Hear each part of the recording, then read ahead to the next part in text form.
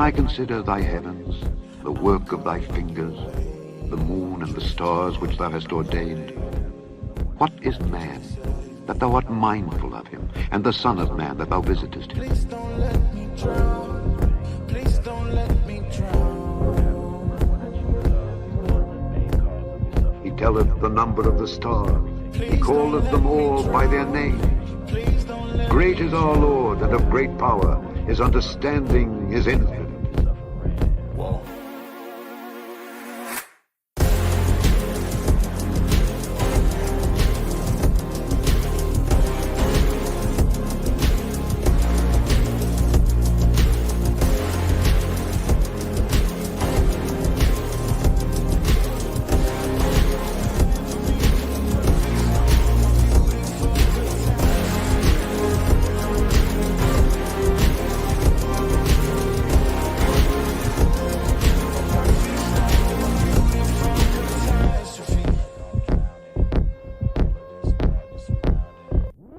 To explore his world, man has always risked the unknown.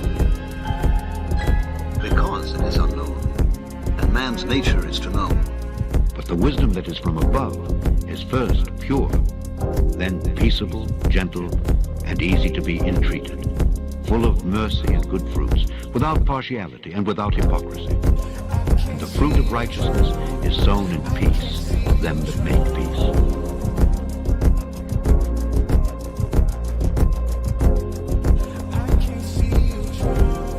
For the invisible things of him from the creation of the world are clearly seen, being understood by the things that are made, even his eternal power and godhead. Beloved, now are we the sons of God, and it doth not yet appear what we shall be. But we know that when he shall appear, we shall be like him, for we shall see him as he is.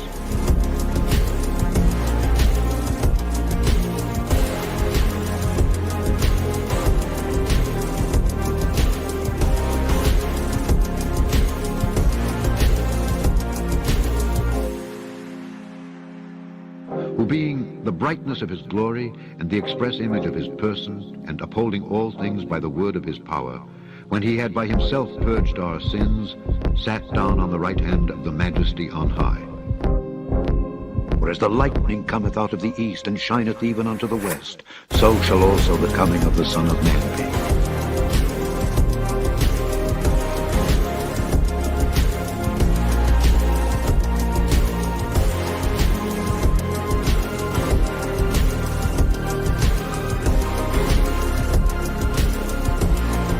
Come now, and let us reason together, saith the Lord. The sacrifices of God are a broken spirit, a broken and a contrite heart, O God, thou wilt not despise.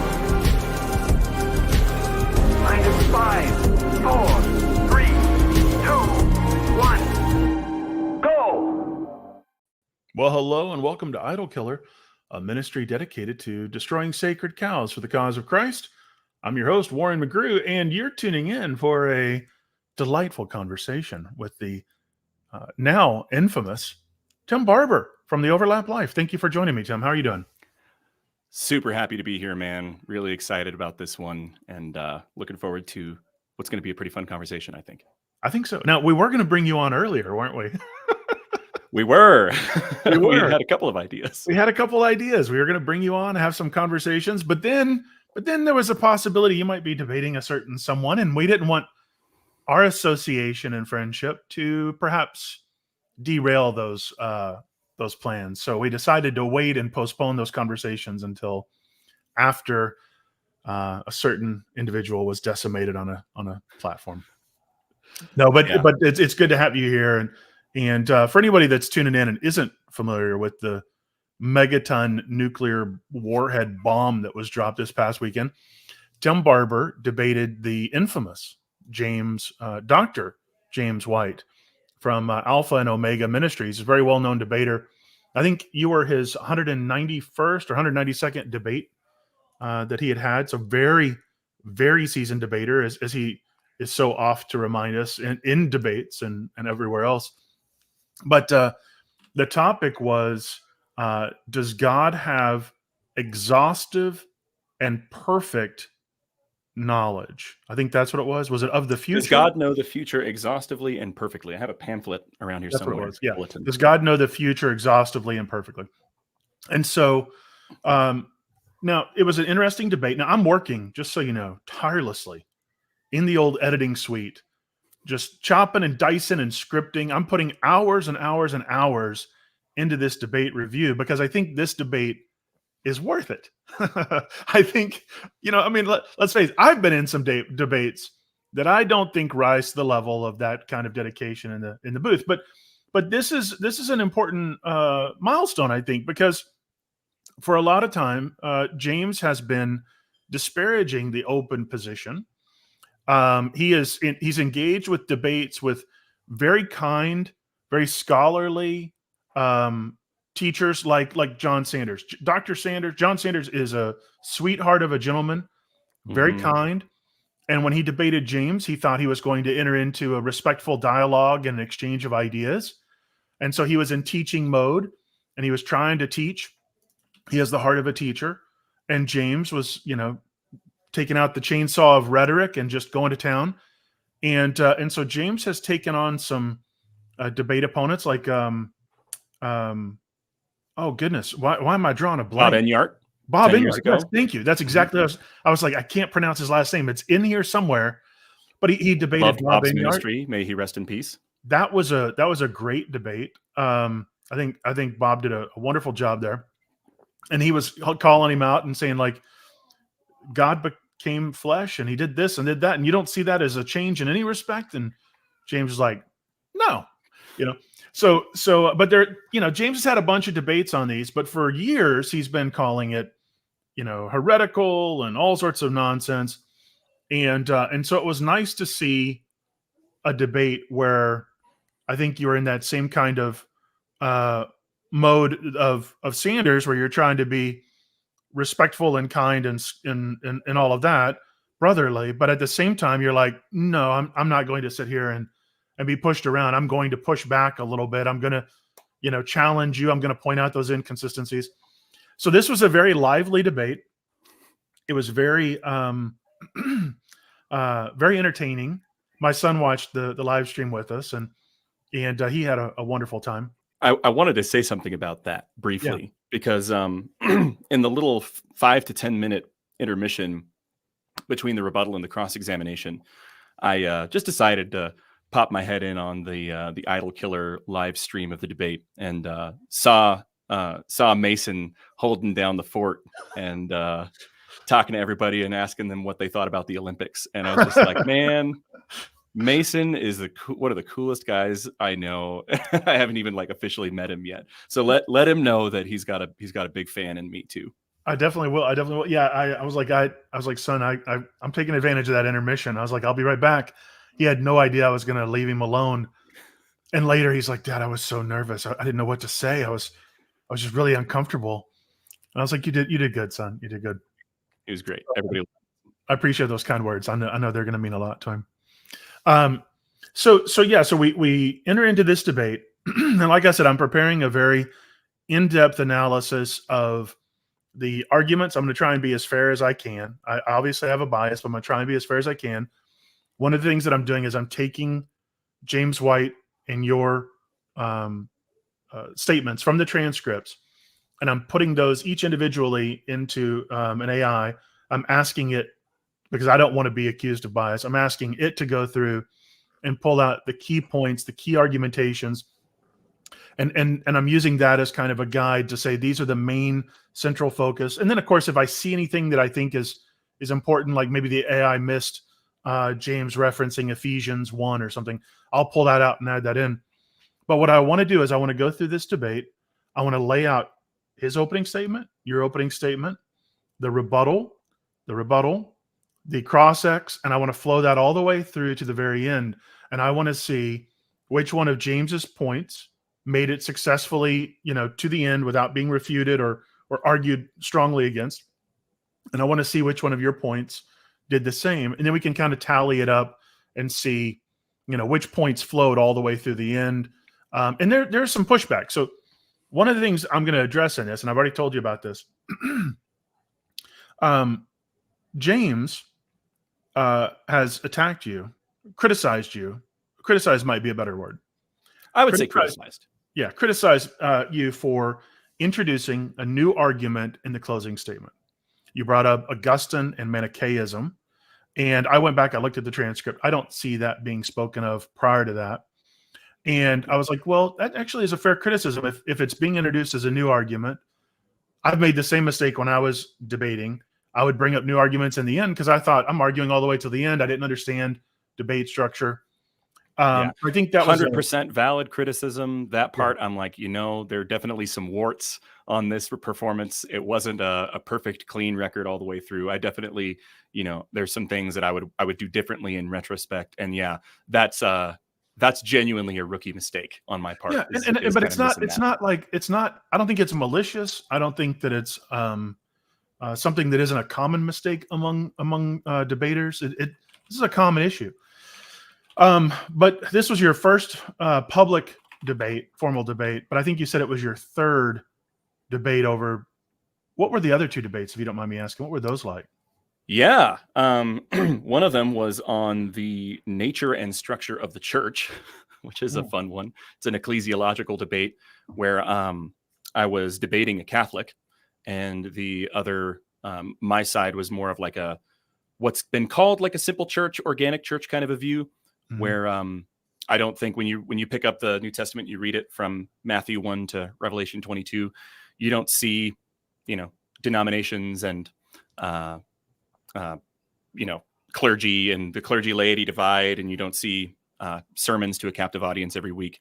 So I was kind of laying out a very strictly biblical ecclesiology, which was a fun one. The second one was on, light, easy subject matter, like the nature of eternal punishment.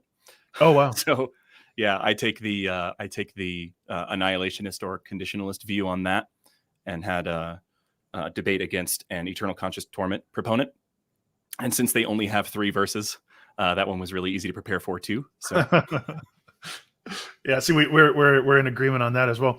And the reason I bring this up, Tim, is because again, you're new to debate. Now, a lot of people watch the debate and they're like, this is the Ben Shapiro of debate. This Tim Barber is a bulldog. He's brutal. This guy is sharp. He's not allowing James to reframe the debate.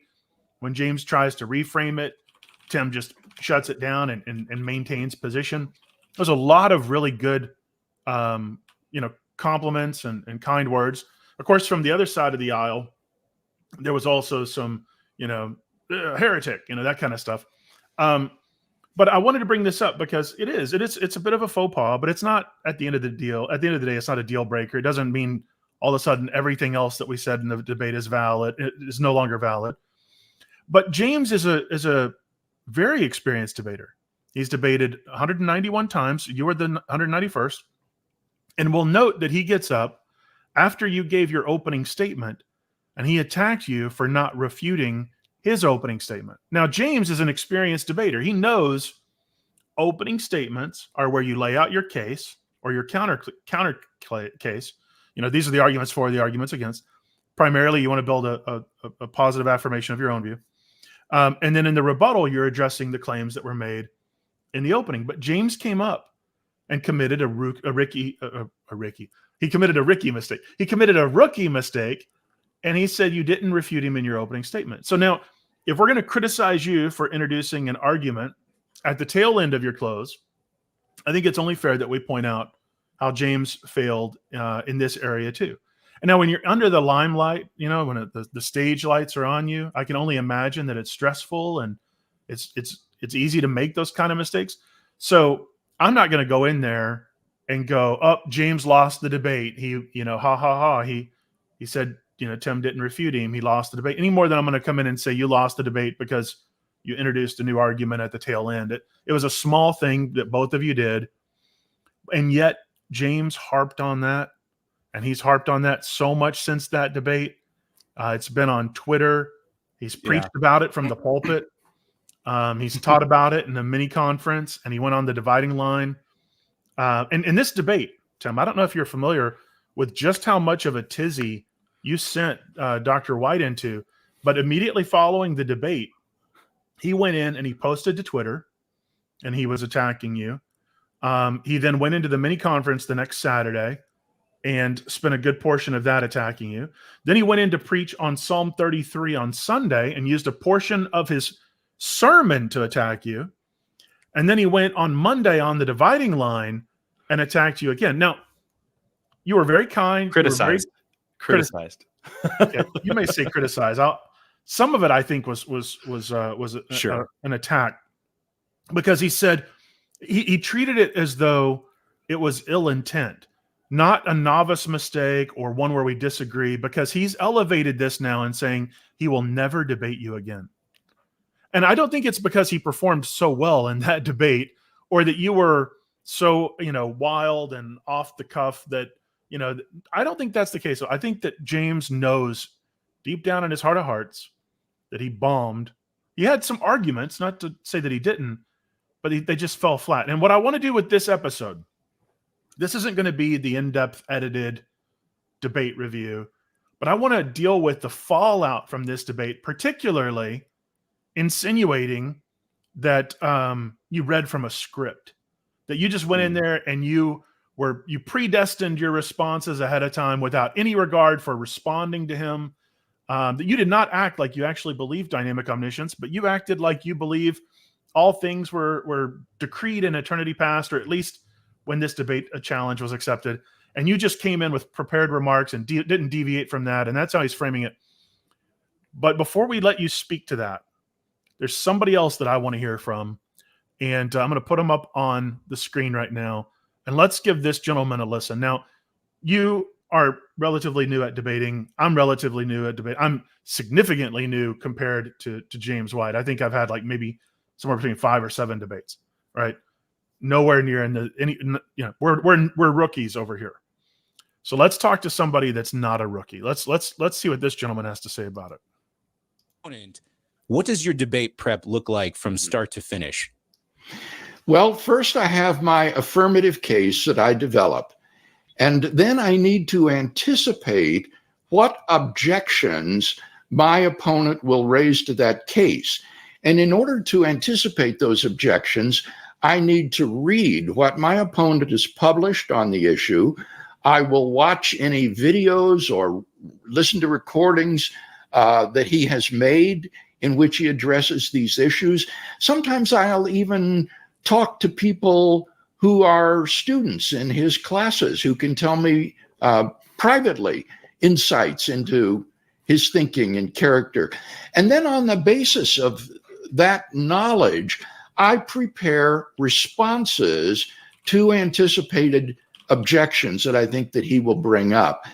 And I vastly over-prepare because oddly enough, most of these fellows are real good on paper with the objections and so forth, but they never bring them up in the debate. So for the most part, there's little to respond to. So I then I make briefs where I will have an objection that is apt to come up, and then I will have 2 or 3 responses to it.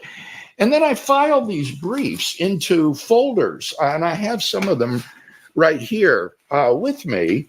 These are folders on things like the fine-tuning argument, the Kalam cosmological argument, Jesus and the Gospels, science and religion, the moral argument, and so forth. And then I spread these manila folders out in front of me on the desk where I'm debating. And as the opponent speaks and raises his points, I just pull these briefs from these folders and never have to think on my feet because I'm completely prepared. The key is never to have to think on your feet, to be so well prepared that you have your responses ready for anything he brings up. And so this has worked out really, really well for me. And I believe that this kind of preparation is really essential to effective debating. Yeah, no, I totally agree. And okay, so a gentleman who, is known for having a few debates or two. has said he over prepares. He anticipates, Tim, possible objections or arguments that he's heard in the past, and then he writes briefs where he puts forward a concise response, so he doesn't have to think on the fly. He can be prepared, and he says that's essential to being a professional debater. Can you tell us why it's okay for Bill to do that, but not for you? Well, for one thing, yeah, man, to even be to have Bill Craig on screen, he was probably the single greatest influence on my like apologetics stuff early on when I was teaching teens and teaching Sunday school classes. He was a huge influence on me, and I was a Molinist before I was an open theist, so he kind of got me into that too. Yeah. Leighton Flowers, again, he's kind of the other who shall not be named in James White land, but he frequently says that the first argument that a person leads with in a new engagement is the one that they think is their best. And so if Dr. White post debate, we're in a new context, we've shut the thing down, we've shaken hands, we've said bye to everybody, we've all driven home. And the first thing that he has to say is that I prepared too much, and that's his best argument for for how it was just beyond the pale that I should do such a thing. Then I feel like that speaks volumes. Is all I will say. Is that if that's the best argument he can give as to why why he won or why he why the debate went the direction that it did, then that's rich, I'll say. Yeah, I mean, and it wasn't like you come in and you go, here's a uniform, singular rebuttal that I've written in advance. We talked about this before you went into debating. You had anticipate, and I'm messaging you last minute, like, hey, don't forget this may come up, right? Because you're anticipating. You're going, what may arise, what may not? How can you respond to it? So you've got, let's say, 15 possible objections. Did you go through all 15 of those in your rebuttal? Only got through about 5 of them, four or 5 of them, and those were the 5 that James he didn't raise those, did he? Oh, he raised every one of the ones I used. Yeah. So you actually used your prepared research to answer what he raised in his opening? Yeah. You got me. Okay. Guilty. Okay. Now, the other thing too was that it wasn't just you going from point to point to point to point, but was there any sort of spontaneity where maybe he made a statement or he had brought up an argument that you didn't anticipate that you had to address on the fly? Yeah, I failed the Craig standard there. I did have to do some thinking on my feet. Thankfully, I can type 120 words a minute, and I already have ADHD, so I kind of have to do a lot of things at once. But yeah, I didn't anticipate, for example, that he would try to no true Scotsman my view and say that my view is some kind of like mutant form of open theism. That was a surprise to me. So I had to respond to that in time. I have to be honest with you, Warren. I didn't really think that he would use the decretalism argument. I thought that he was just kind of saying that when he was on Marlin's channel, and that was this weird, like, he's just, he's trying to find a way to help other Calvinist folks talk about God's decree in a way that isn't so offensive to people, because they don't, determinism and fatalism have all these associations that are historically provable and that come from Greek, Neoplatonic or Gnostic or Stoic or Manichaean philosophy. There's kind of all those different people are working in the same context. So he wants to avoid those things because he knows that that's kind of the roots of the Augustinian deterministic mechanism. And I thought that was just a weird anomaly. So the entire section, first off, the entire 3 minutes was all brand new material. And then the entire section on the decretalism versus determinism and fate was typed up mid-sentence, while he was in the middle of his opening statement and rebuttal when he started talking about the decree. I was shocked he used it because I don't think the argument has any strength at all, but that's where we're at. No, I mean, when he went on Marlin's channel and he mentioned that I don't believe in fatalism or or determinism, and that's not, it's impersonal. I want a personal force. And this is something you said in the debate, which I'm going to point out here. He's like, it's not impersonal. This is personal. And you're like, I think that's worse. Like you have a personal God who is eternally determining all evil acts. That it's just, he's expressing, evil is an eternal attribute he's expressing in his creation at that point. And you're like, that's worse, James. It's worse. Do you not understand? And I don't think he did. I don't think he understood the argument that you were making, because it so much of what you were saying seemed to like catch him off guard, and he didn't know how to respond. And when you went to intermission, I watched you get up and you're shaking hands and kissing babies and walking around and saying hi to like Will Duffy and the other three friendly faces in the room, right? But James was over there with his hand in his head, and he's looking at the monitor, and you could tell, like, I think he realized that he should have prepared for that. But that's where I want to go with this now. So I want to. I want to bring up something first before we go too much further. So, as many of you in the live chat know, Warren's got a Give, Send, Go running, and we are not able to talk in too much detail about what's going on there.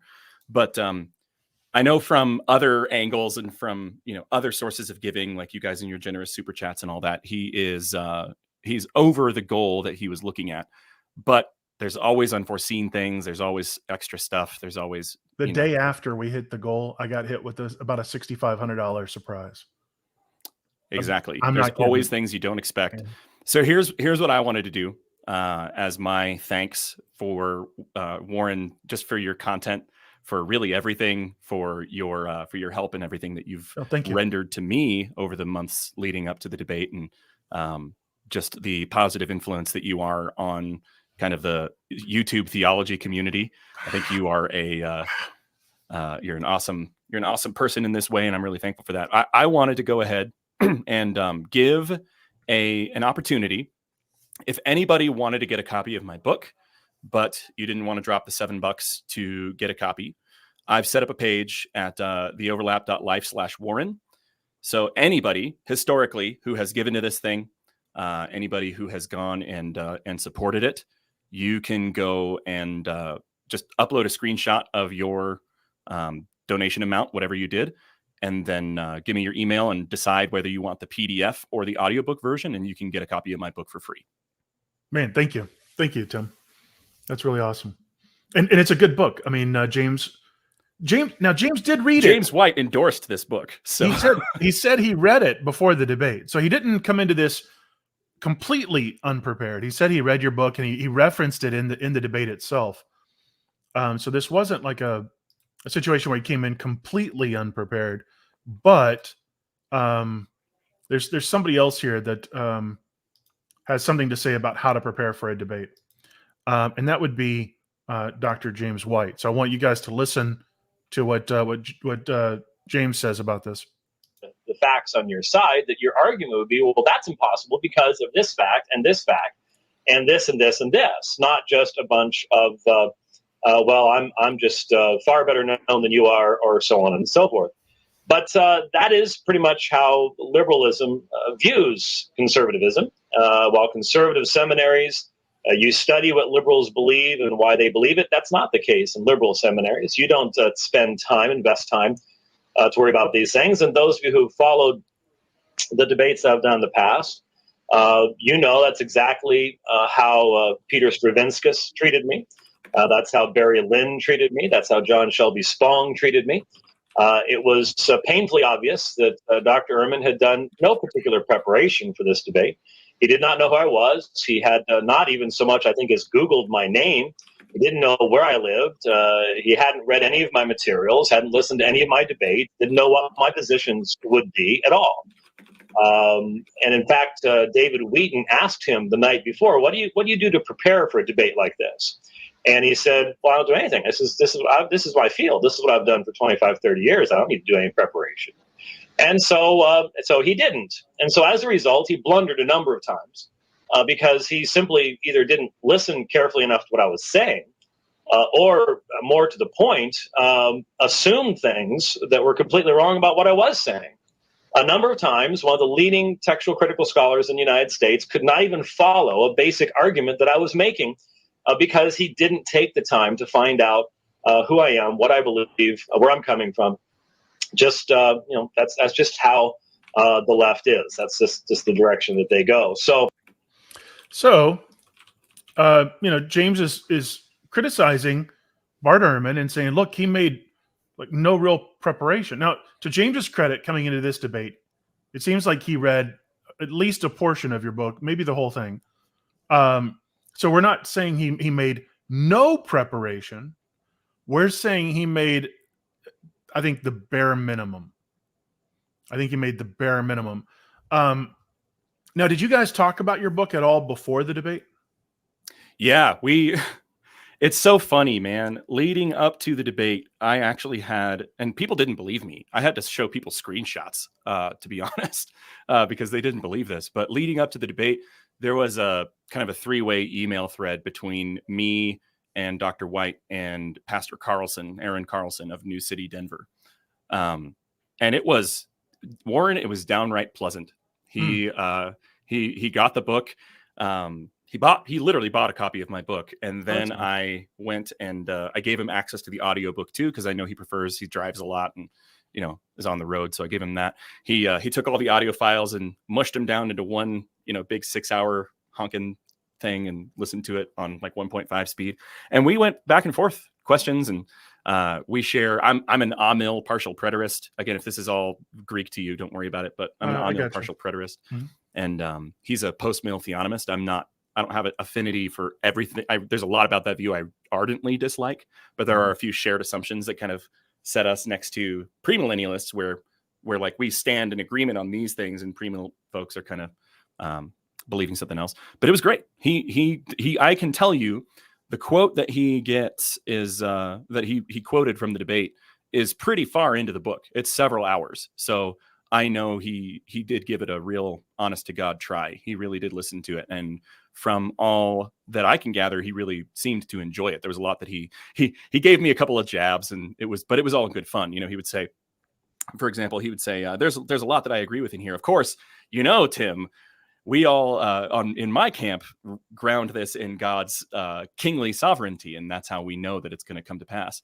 And I just kind of, that's all well and good, Dr. White, but I'm glad you're enjoying the book. And so Dr. White, James, did read, he did prepare, but it seems like when you prepared, in the same kind of vein that Bill Craig, I call him Bill around here because even though we've never met, I feel a kinship with him. Mm. So me and Bill, we go way back to never having met. But so when William Lane Craig prepares for a debate, he does what you did, or you did what he does. James read your book. I mean, James is preparing. It seems like what we hear from him later after this debate is really kind of a mischaracterization and a reframing of just being a good debate opponent and preparing and engaging with his arguments and claims and anticipating those. He started to treat it more as you were prophesying, is the way that he phrased it. We're going to see this as we get into this.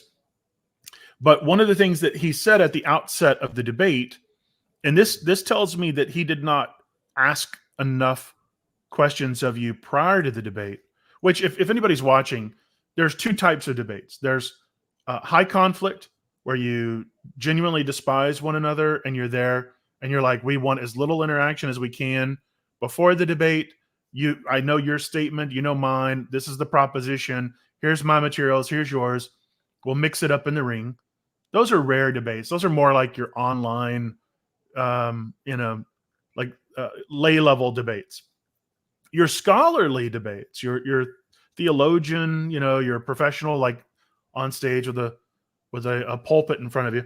Those kind of debates tend to be more of the, hey, I have a question, Tim. We're getting ready to debate this.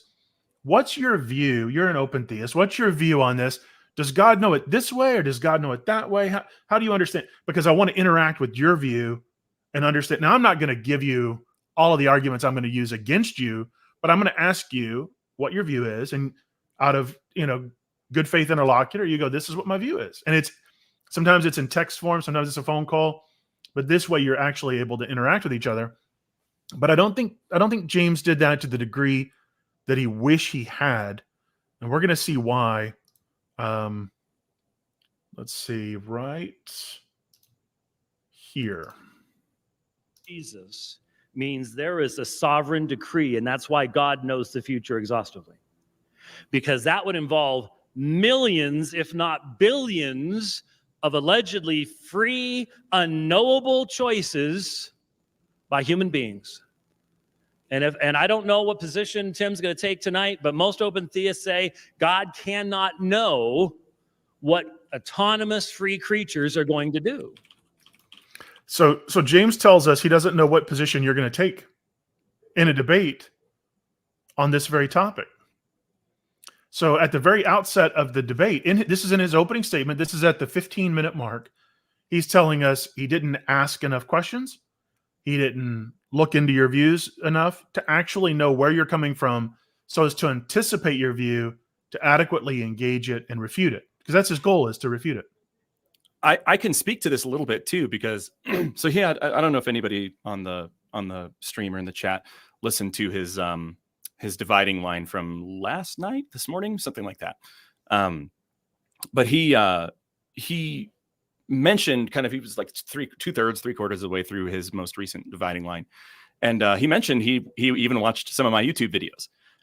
My YouTube videos, I've gotten a few that sort of touch on dynamic omniscience and touch on Calvinism. And I've got one about John 6 disproving Calvinism rather than establishing or teaching Calvinism, where I take all of John 6 in context from the beginning to the end of the chapter and kind of walk through it verse by verse to make sure we're checking honestly and seeing in context if it teaches it. And then I've got one that's specifically like, what does God know? And it's about my 4 views. So really the skeleton of my entire opening statement, where there's the 4 views on, Calvinism and Arminianism and Molinism, and they all 3 are kind of blueprint worldviews is the way that I couch it. And then the 4th is the open view, which is the only one that has kind of a sliding scale. That whole concept, almost word for word, comes from an existing video on my channel that he told me he watched. Oh, wow. So yeah, so you would think he would know that. That's a pretty big deal there. And I can say another thing, 2 things quickly. He kind of needled me at lunch. We went and got lunch together again, me and my family, and Pastor Carlson and his son Hunter, both of whom were amazing, by the way, just wonderful, wonderful people. We don't agree on this, but they're lovely people. And if I have Calvinist friends down in the Highlands Ranch area, I will direct them towards New City, Denver, because Aaron's a great dude. And then sitting right across from Dr. White, and he kind of needled me on the John 6 thing, and we talked about John 6 a little bit, and it was actually quite fun. It felt very, showmanship before a debate, but it was all in good fun. But then right before, we're both sitting in our seats waiting for the debate to actually begin and the live streams getting set up and everything. He has an iPad that was kind of what he was using to run his, where he had his Bible app and everything. But I think he also had like a Kindle Paperwhite or something, where it was a little, digital tablet you could actually write on. And he just kind of leans over and shows me his tablet and says, "This is all the prep I did." And he's like, "Look, this is all I've got written down." And I was just like, "Cool." How much was on there? It was enough to, shoot, I've got a notebook here. It was kind of like he handed it out and he was like, "This is what I got written down," basically. Wow. Fit it on a sheet of paper. Yeah. And I mean, and you put a little bit more time into your preparation there. And I think too, I think it's different seasons of life. So you're new, right? Yeah. It's your first formal public debate. Mm-hmm. And you're going up against a very well-known, very seasoned debater on a live stage. You're not gonna be able to hide behind a monitor. You're not gonna be able to do a quick internet search, mid-debate. So you prepared because this was like you coming up from the minors being called up to the majors. I'm sure that's how you're seeing it. Like, I'm going to debate a very well-known debater. Whereas James I think, saw this as, I'm going to debate another open theist. And so I don't think there was the same care, the same nuance, the same time and effort and resources and energy. This is almost like, I imagine, based off some of the other comments that he's made, this is kind of like his farewell tour, where he's like going to make the laps and he's going to debate an easy win on an open theist. He's going to go and debate a very kind and soft-spoken Catholic, and it's going to be like these very I think he just underestimated his opponent. And one of the things too that he did in the close is he actually, I think he boasted in his lack of preparation. And I think this is where he realized that he had been, I think, and I don't mean this to be cruel, but outclassed as far as arguments. And I think he tried to figure out how he could reframe this loss and blame you for him losing. That's the way that I see this. Now, one last thing. This is just my timer. I have no notes up here. I did not give pre-written rebuttals or pre-written closings. In fact, I had almost nothing as far as my opening outside of the scriptures. That's because I wanted to interact with what this gentleman was saying as best as I possibly could.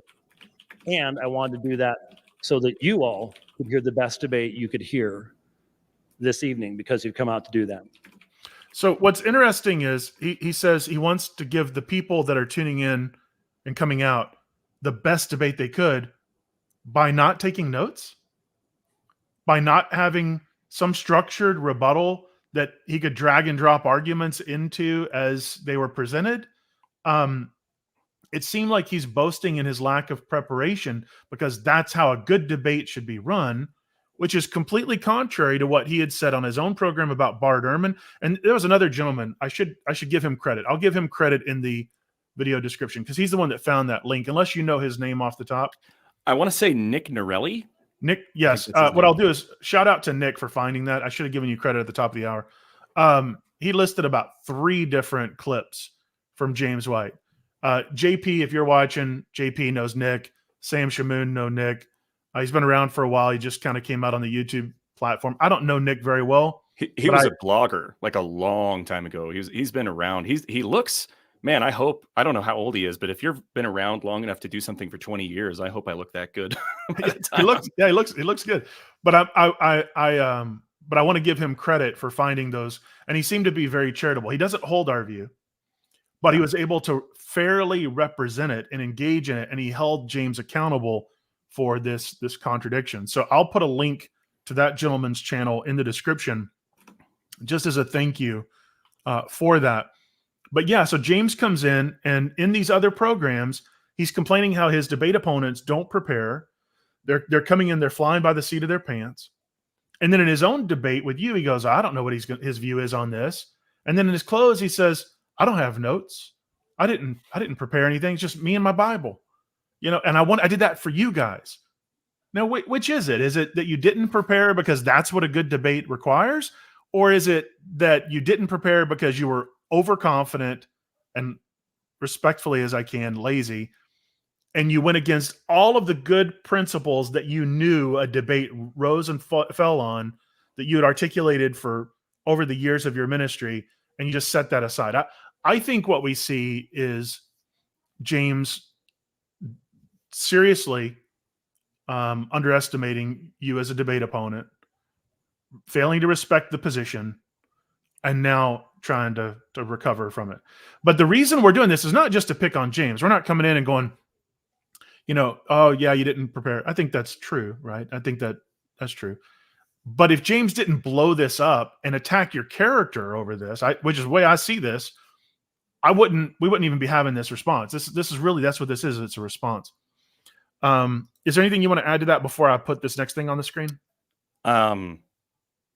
Yeah, every time I'm doing one of these public appearances, or every time I'm kind of putting something out there as it relates to the debate, I just want to reiterate that I respect James White. I like James White a lot. God help me, I like the man. Again, there's a lot of work that he's done on other things for which I'm really grateful. And again, the people at that New City, Denver, were lovely, lovely people.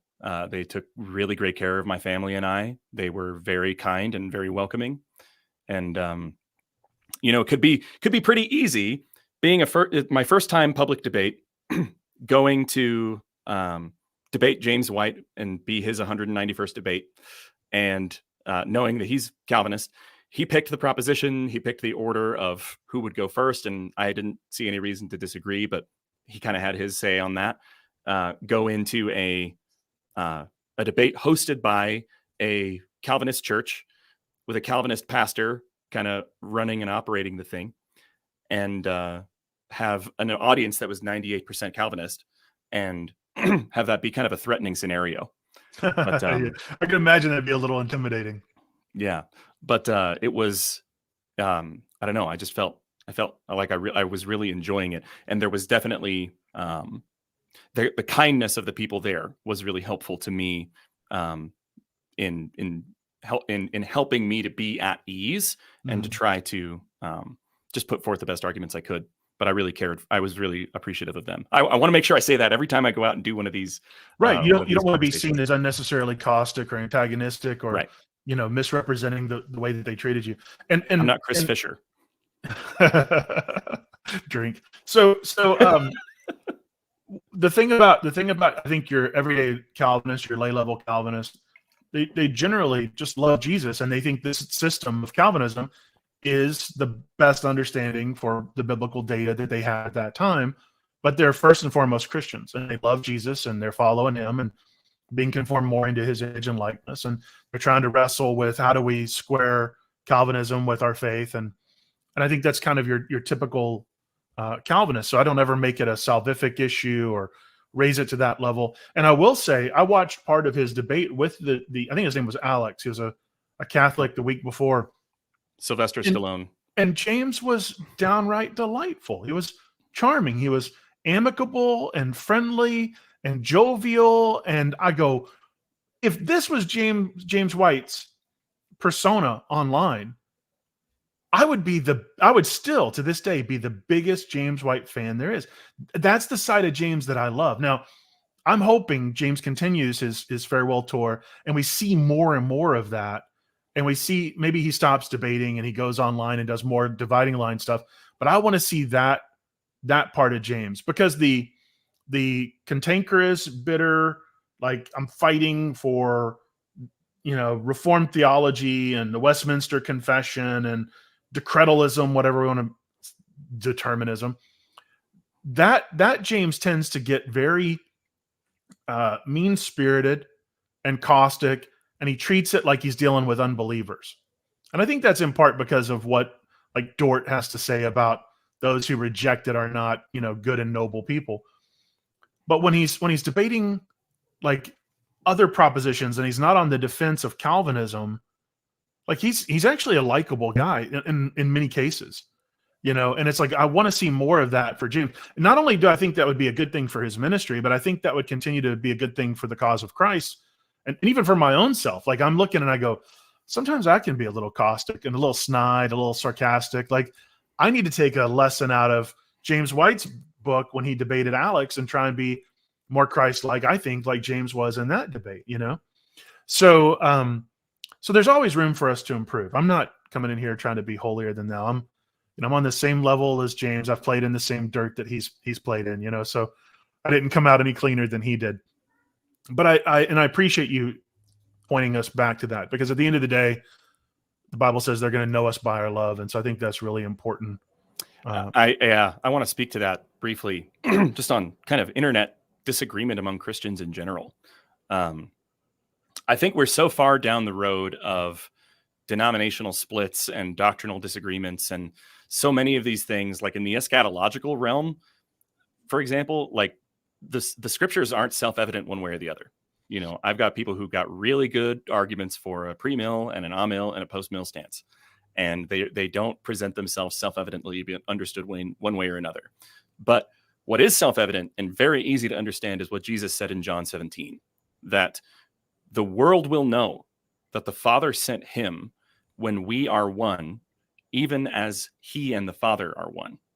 And I just don't. The world will know if we want to make our apologetics and our evangelism have any kind of real power at all. We need to be able, if nothing else, just to be willing to consider someone who can meet the same standard of faith that the thief on the cross met.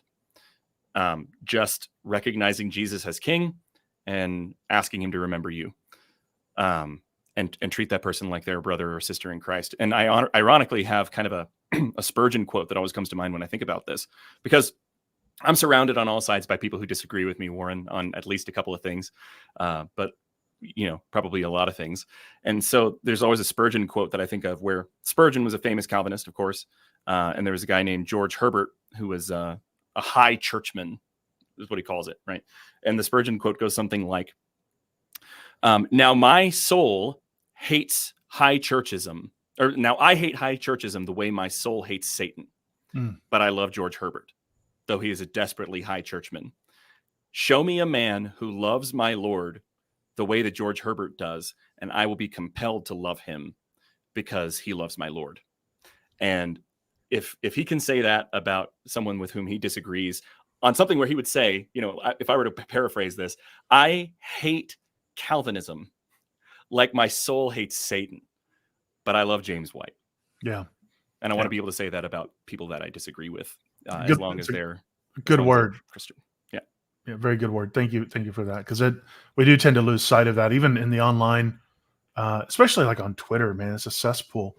It's like and I'm the worst. I got to confess. Like, if I was going into the confessional, if I was Roman Catholic, I don't know if the Orthodox have a confessional, but if I was going into the confessional, Twitter would be probably at the top of my. Forgive me, Father, for I have tweeted. But you wouldn't be alone.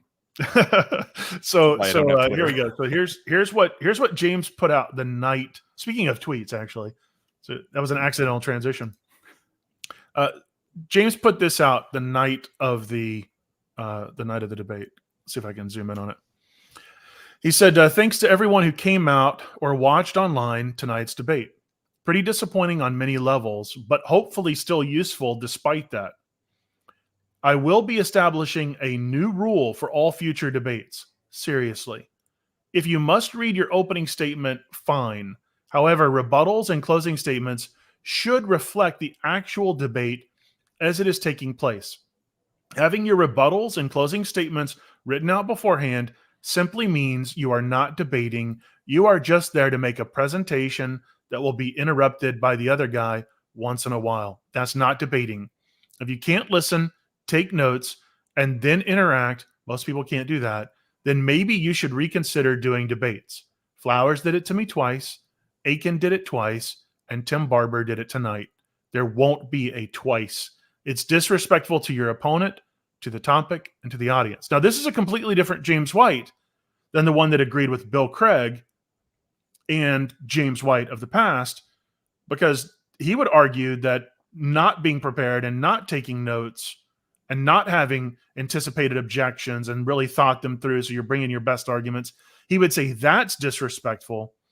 But in this debate where he kind of phoned it in and lost, I think very obviously and convincingly, he says, well, your preparation and you actually showing him respect, that's what a lot of people don't understand about this, Tim. You put tremendous amount of time and effort into this because you respected James as a debater. And so you actually were respecting him by putting that level of preparation into place. And then he turns around and calls that disrespectful. That is what we call reframing. It's a debate tactic. It's a tactic of rhetoricians.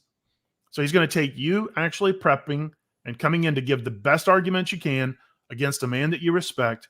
And he's going to say, that's disrespectful, and I won't tolerate that moving forward. So the old James White would say that James White of today is engaged in the leftist tactics that he accused Bart Ehrman of previously. He would not and this just shows us maybe James changed his mind. Maybe James has a completely different standard for how a professional, respectful debate should be conducted. Maybe he did, give him the benefit of the doubt. But from my understanding, as only having debated, 5 or 7 debates, I don't have the 191 James does, but my understanding is that of old James White, of William Lane Craig, of debate coaches in literally every debate class that I could find online would disagree with what James is saying in this tweet. And you'll notice that he's saying you're disrespectful, the problem's with you, not his lack of preparation.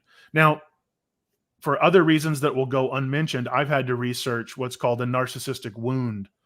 I've had to look into these things. And when the ego is wounded, people that have certain personality types cannot readily admit, I blew it, I didn't prepare well, or I phoned it in, or I misunderstood the whatever. I mean, sometimes we don't make excuses. Sometimes we have legitimate reasons why we failed, right? It's not always an excuse. Sometimes there's a legitimate reason. Yeah, you're taking responsibility and saying, this is what I got wrong, you know? But when you're wounded, when you're suffering a narcissistic wound, you engage in what's called projection and reframing, and you're pushing it onto the other person. And so that's how I see this tweet of James. James could come in. This is what James could have done. If James would have operated in the same spirit that he operated with Alex the Catholic, but he would have come in with humility and he would have said, tonight, I went up against a formidable opponent. I still thoroughly disagree with him. I don't feel that his answers convinced me. I don't feel that that he answered sufficiently my challenges. I don't think that he was able, but at the end of the day, much respect to him. He was very aggressive. He kept me on my toes, my heels, and we're going to end the debate. But he could have said something positive about you and say this was a very difficult debate. Anything in a tone of civility, where he goes, "Hey, it was difficult, and I'm not convinced. I think he may have gotten the better of me in a few instances tonight." He didn't even have to concede the whole debate. He could have just given a little bit of ground, been humble, and this whole debate would have faded off into the sunset, and nobody would really be talking about it to the degree that we are. But instead, he attacked you for your preparation. And I wanted to show you one more thing here. Not only did he immediately leave the debate, Tim, and tweet about it, attacking you for your prep, but then he goes into that church the next day for their mini conference, and he begins to tell them this. Yeah, I will actually have some comments about the debate last night on Monday. We'll do a dividing line Monday evening, I assume. And so we'll talk a little bit about my future requirement for debate partners will be, if you want to have your opening statement typed out, fine. If you want to read that, fine. But after that, you actually need to debate me rather than having everything typed out. Now, Tim, could you give us an example of some of the things that he said in his opening that you incorporated into your rebuttal that you specifically addressed to him? Just a few. We don't need to rehash all of it. Just give us a few. Yeah, very interesting question. So there were several things that there were pieces of the Isaiah 40 through 48 discussion that I knew he would do it. I told you and Chris Fisher that if he didn't mention Isaiah 40 through 48 and Cyrus and Judas in the first 5 minutes, I would eat my shoes. He only covered 2 of the 3. So there's another example of, for example, a whole section where I had prepared some discussion points on Judas and his betrayal, and Jesus leveraging the immediate foreknowledge was going to be the contention I gave, the immediate foreknowledge of that debate or of that event as a claim to deity.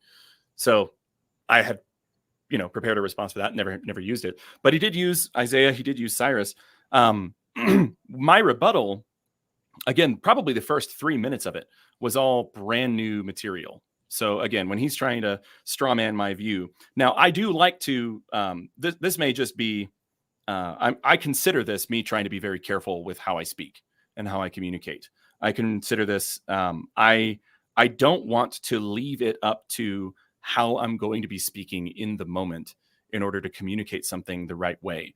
The way my book came about is that I used to teach at a Spanish-speaking church, and I'm fluent in Spanish, but I don't want to leave preaching up to, my really good Spanish, I want to make sure I communicate it exactly the way that I want to. So I wrote all my messages out in full English manuscript and then translated them word by word into Spanish so that I could make sure that I delivered it the right way and I didn't lose any of the nuance. And, there's obviously some idioms. Sometimes you got to change from one thing to the next. And I accidentally wrote 230 pages of notes, and that's where the book came from. So I take communication very, very seriously.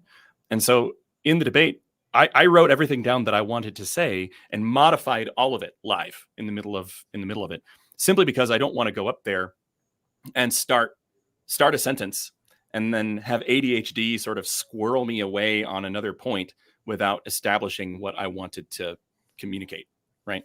So I don't know. I'm very serious about the written word as a communication tool. And I teach and I preach ironically, kind of like Jonathan Edwards did, where Jonathan Edwards just literally would get up and write. He wrote his stuff out in full English manuscript too, Calvinist Jonathan Edwards, and he would just read from it. And that was how he delivered his homilies, right? But if I go back and I'm just looking through my debate prep document right now, I get to the rebuttal, and again, I talked to him. I talked about the benign assumption that God determines all things. I talked about the decretalism thing, determinism and fate, and how those are different and really not different. I talked about the points that he used, other things, the no true Scotsman. I talked about the Holocaust. I couldn't fathom that he would say in any way that the Holocaust was an expression of God's justice. I think his judgment on the Holocaust will be a delicious, beautiful expression of his justice. But the evil act itself is in no way just. It's a perversion of justice. Yeah. It's vacuous of justice. The purpose of evil is to steal, kill, and destroy that which is good. And it is lacking in justice. So I brought that up. I diagrammed Romans 8:28 live in front of a live studio audience. I talked about the sovereign decree and talked about the crucifixion of Christ and how that was genuinely a horrible thing that God could redeem. So I took a lot of what he directly said in the opening statement and his first rebuttal, because he went first.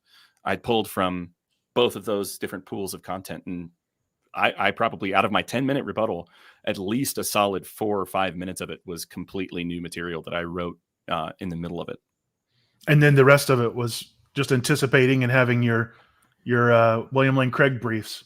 I made some modifications. I'll put it this way. Yeah, I didn't have my folders and props to pull out, and maybe it would have been cool to be able to have a big old stack of documents that I pull out and do this affected folder opening and putting out my paper and reading it like I'm some Victorian judge or something. But I did a lot of modification of the other things too.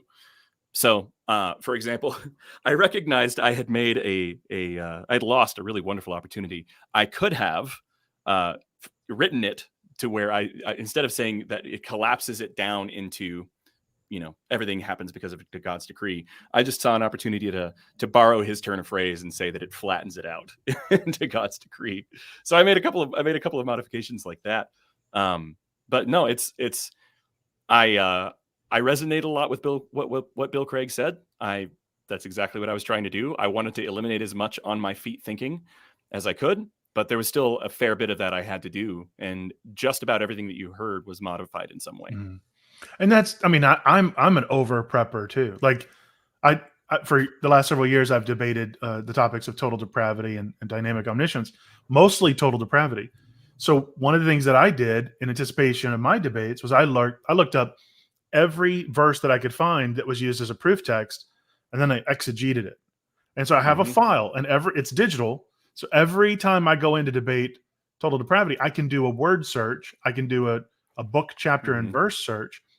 But I'll say this, every now and then in one of those debates, another proof text I hadn't encountered before will be thrown at me, and I have to deal with it live. That's just the nature of debate. But then after the debate, I add that to my proof text file. And so the next debate, it won't catch me off guard like it did previously. Mm-hmm. But I'm a big over prepper. And so whereas Bill has paper folders, I have a quick search button that I can hit and go immediately to it. So I like that. Now you're also I don't know, this might alienate some of the folks in your audience, but you're a dungeon master in Dungeons and Dragons too, right? Do you want to admit that? I'm a big nerd. Now I'd never played it growing up, and I was after Calvinism and my dad and the broken family that resulted from his affair at the time. He since came back to the Lord. I don't know how many people know this, but my dad ran off when I was in second grade, went prodigal later in life, repented, came back. But they were very legalistic Calvinists. And then after the affair and divorce, my mom went into Pentecostal kind of charismatic movement, and my dad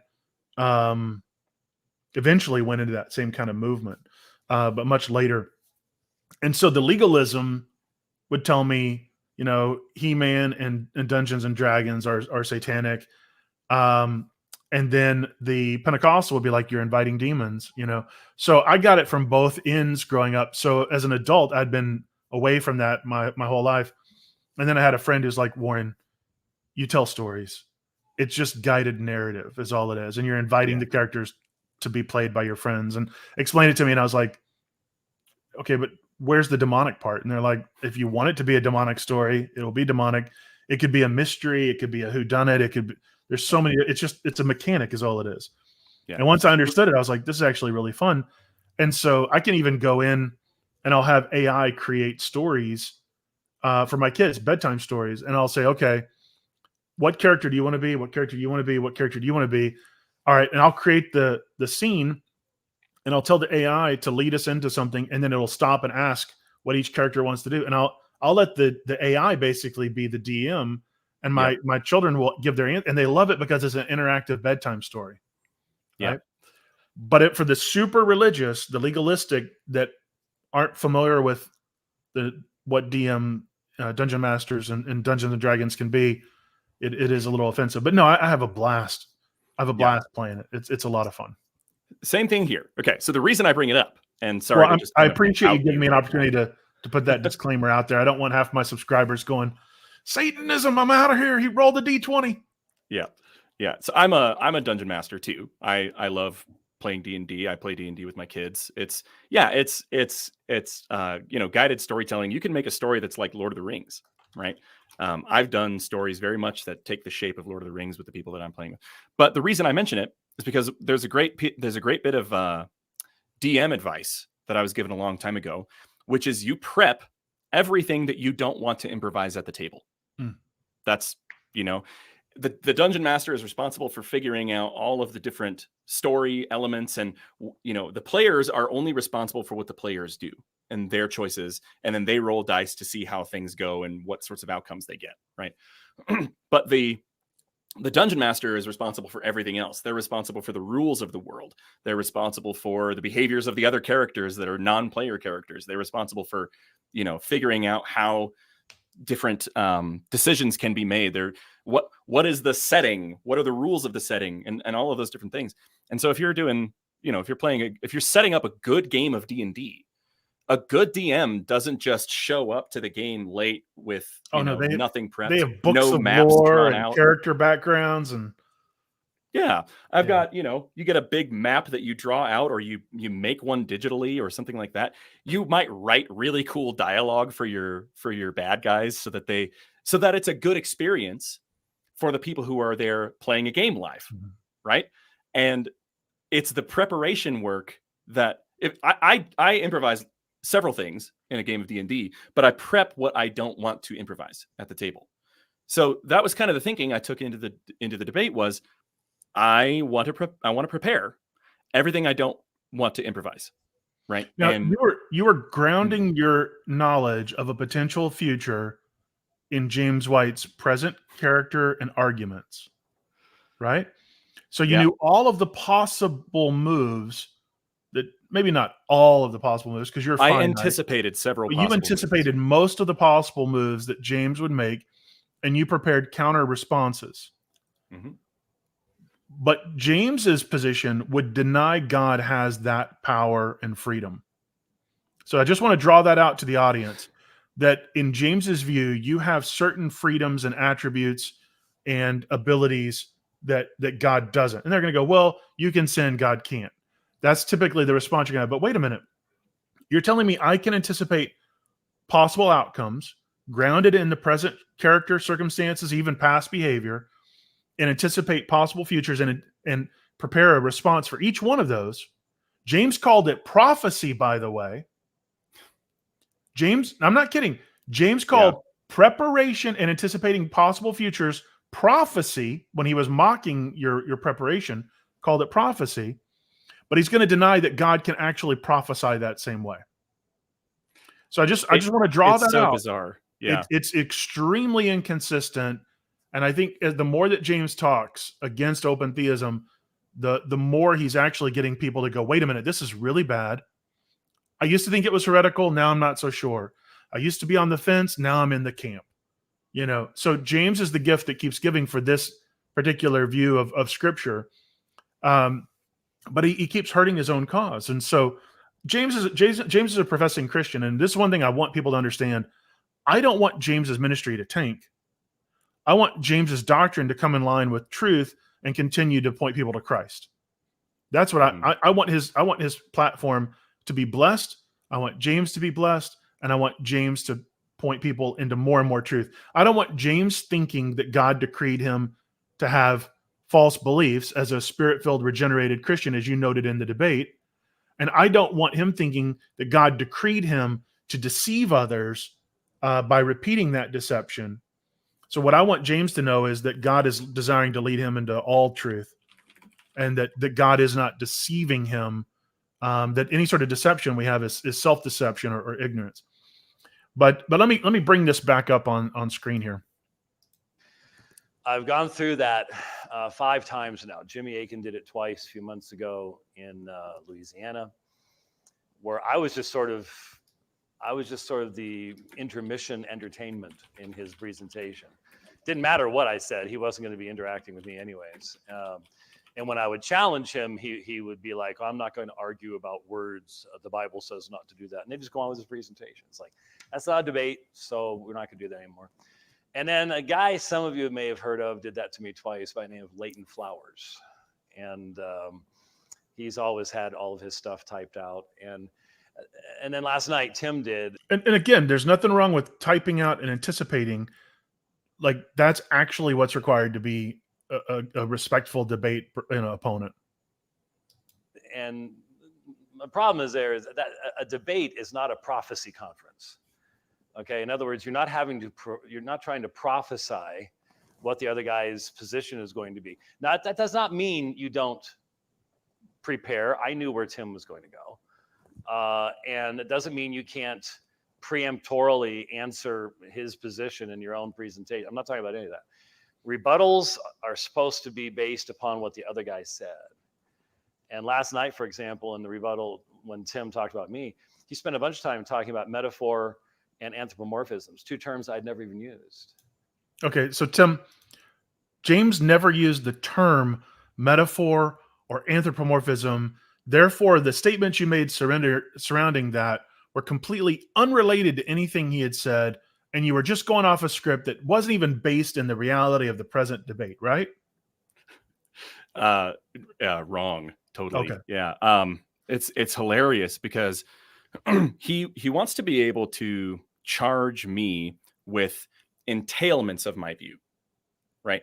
Or the implication of my view, where he wants to be able to look at something that I said or an argument that I advanced, and then be able to say, well, this is that category of argument, right? And I think that that's perfectly reasonable for him to want to do that. It's perfectly reasonable for him to want to do that. So though he did not use, and I think probably intentionally moved away from, the words metaphor and anthropomorphism, nevertheless, his argumentation was shot through with it. His argumentation was shot through with the assumptions that this couldn't be literal in some way. And if you say not literal, you mean figurative. And metaphor and anthropomorphism are figures of speech. It's intended to be, this is poetic language that describes a situation in ways where literal speech doesn't doesn't make sense.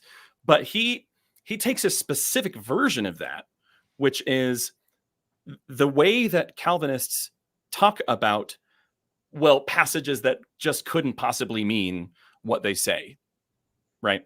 The way that, and it's not just Calvinists and whatever, everybody kind of has some of this in their argumentation. We're not all really clear thinkers and everything, but I do know that it's pretty prevalent in Calvinist argumentation. When he was looking at this and he was handling these things, he was using the kind of description of metaphor and anthropomorphism that indicates that he thinks that these verses mean the opposite of what they say, which is a really bizarre, because again, if this passage says God changes his mind, and he's in his rebuttal and he's saying that God doesn't change his mind, and he's saying that God, everything is explicable by God's eternal decree, right? And if God's got this thing going on up here and this thing going down here, he's really trying to say that this is real, and then the thing describing this is not real. It's like it's subject to the thing that was going on up here, which is the eternal decree. So straightforwardly, he was making a metaphorical and anthropomorphic argument where these are things that are meant to make God, relatable to people as you read the text, but they don't really mean what they say. So yeah, it's so funny because I don't have a problem with him wanting to look at my words and say, well, it sounds like you're making this kind of an argument. I've heard this argument before. This is, this way that you're phrasing it, it sounds like this. And that's what I did. And it is a canard. It's just an old, I was choosing between chestnut or canard. It's an old canard of metaphor and anthropomorphism that is consistently the underpinning philosophical furniture of that argumentation that they use.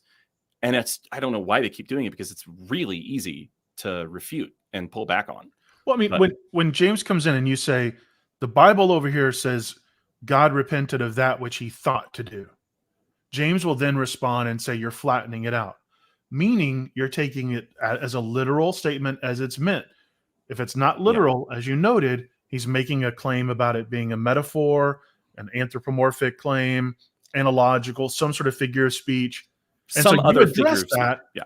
You addressed that in the debate, but you used a word he didn't use. Therefore, the whole argument is thrown out, Tim. The whole argument, you prepped too much and you used a word he didn't use when you were describing his argument. Therefore, you didn't engage with him at all. You're prophesying and you're anticipating future objections, and you're not engaging with James. It is what he's trying to get the congregants and the people that are in his camp to choke down. I'll go further and point out a few things I never surfaced that I could have if he had mentioned them, right? So you were talking about Bill Craig over preparing. I had a whole segment prepared for if he ever brought up apa kataboles kosmou, the before the foundation of the world. The passage that people so often translate as the book of the slain lamb, or the lamb slain before the foundation of the world. And they'll just kind of say he's the lamb slain before the foundation of the world. And I was going to point out, no, that's not the way that the sentence is diagrammed. It's the names. Apa means since or after or from, right? It doesn't mean before. It literally means the opposite of that. Apa is the root behind like apostles. Yes, I know apa very well. James corrected me on you this and your very apo. argument. Yes, I had a good laugh at that too, but that's all right. We're all growing on this. But obviously, my point was completely wrong because I mispronounced apa and called it a po. Oh, it was hilarious. I was like, if you can't pronounce it, fine. Can you read a concordance? Can you read? Can you look at the interlinear and say, well, it doesn't look like it means that. But anyway, I had this whole thing planned. I had he said something in the Enyart debate where he went out of his way to say the church has never believed what Bob Enyart just said, and he was going to say this whole big long. He said this really. He spent a lot of time on it, and probably the longest of these vignettes that I'd prepared was the church has never believed this response, where I was going to point out, do you believe that the church is supposed to be governed by bishops? Because the vast majority of Christians down through history have believed the church was supposed to be, governed by bishops. Are you Roman Catholic? Because the vast majority of people who have claimed the name of Christ are Roman Catholics. His view among Protestants, just among Protestants, Reformed Calvinist people make up 7% of just Protestants. If you add in the Eastern Orthodox and the Catholics, it's 2.7% of all Christians throughout history have been some form of Reformed Calvinist.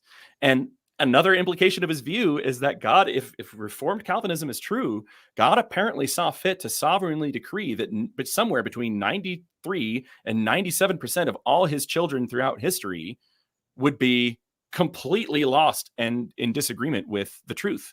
And it was apparently his view sovereignly from before time began to make that the way that he operated and grew his church and established his church.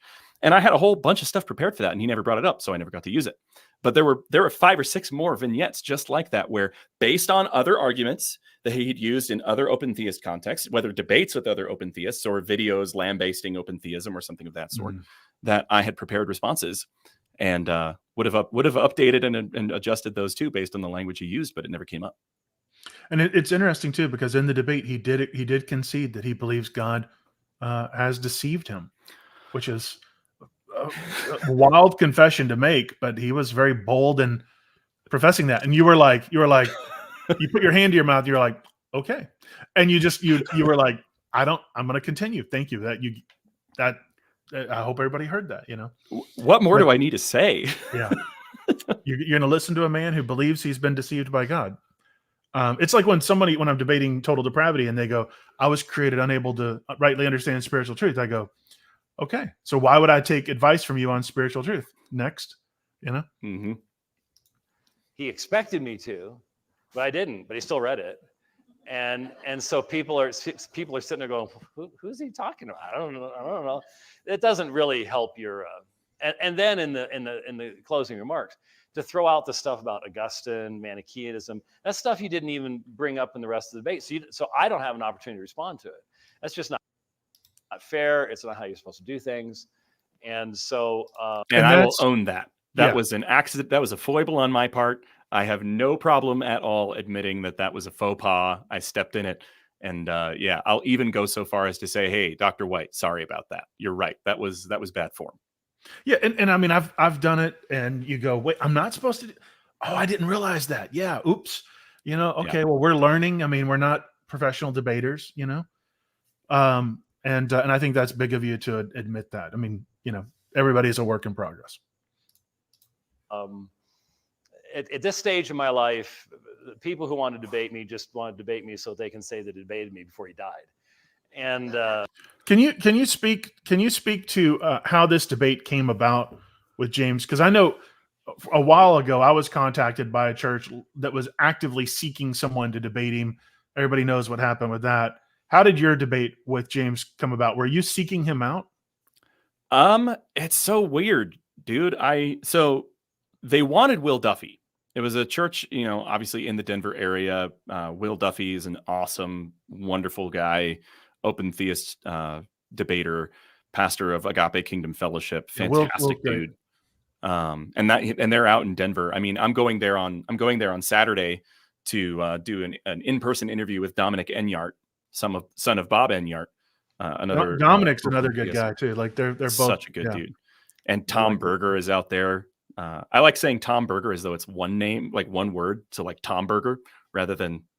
Anyway, it's just fun. I like old Tom Berger too. I'm looking forward to seeing them. But in any case, they wanted Will Duffy. Will's busy in this season. He's really, really busy. He had, a bunch of stuff going on. He's church pastoring and he's got other work stuff. And he's also destroying flat earthers and just kind of doing all sorts of fun things like you do when you're a superhero like Will Duffy on the side.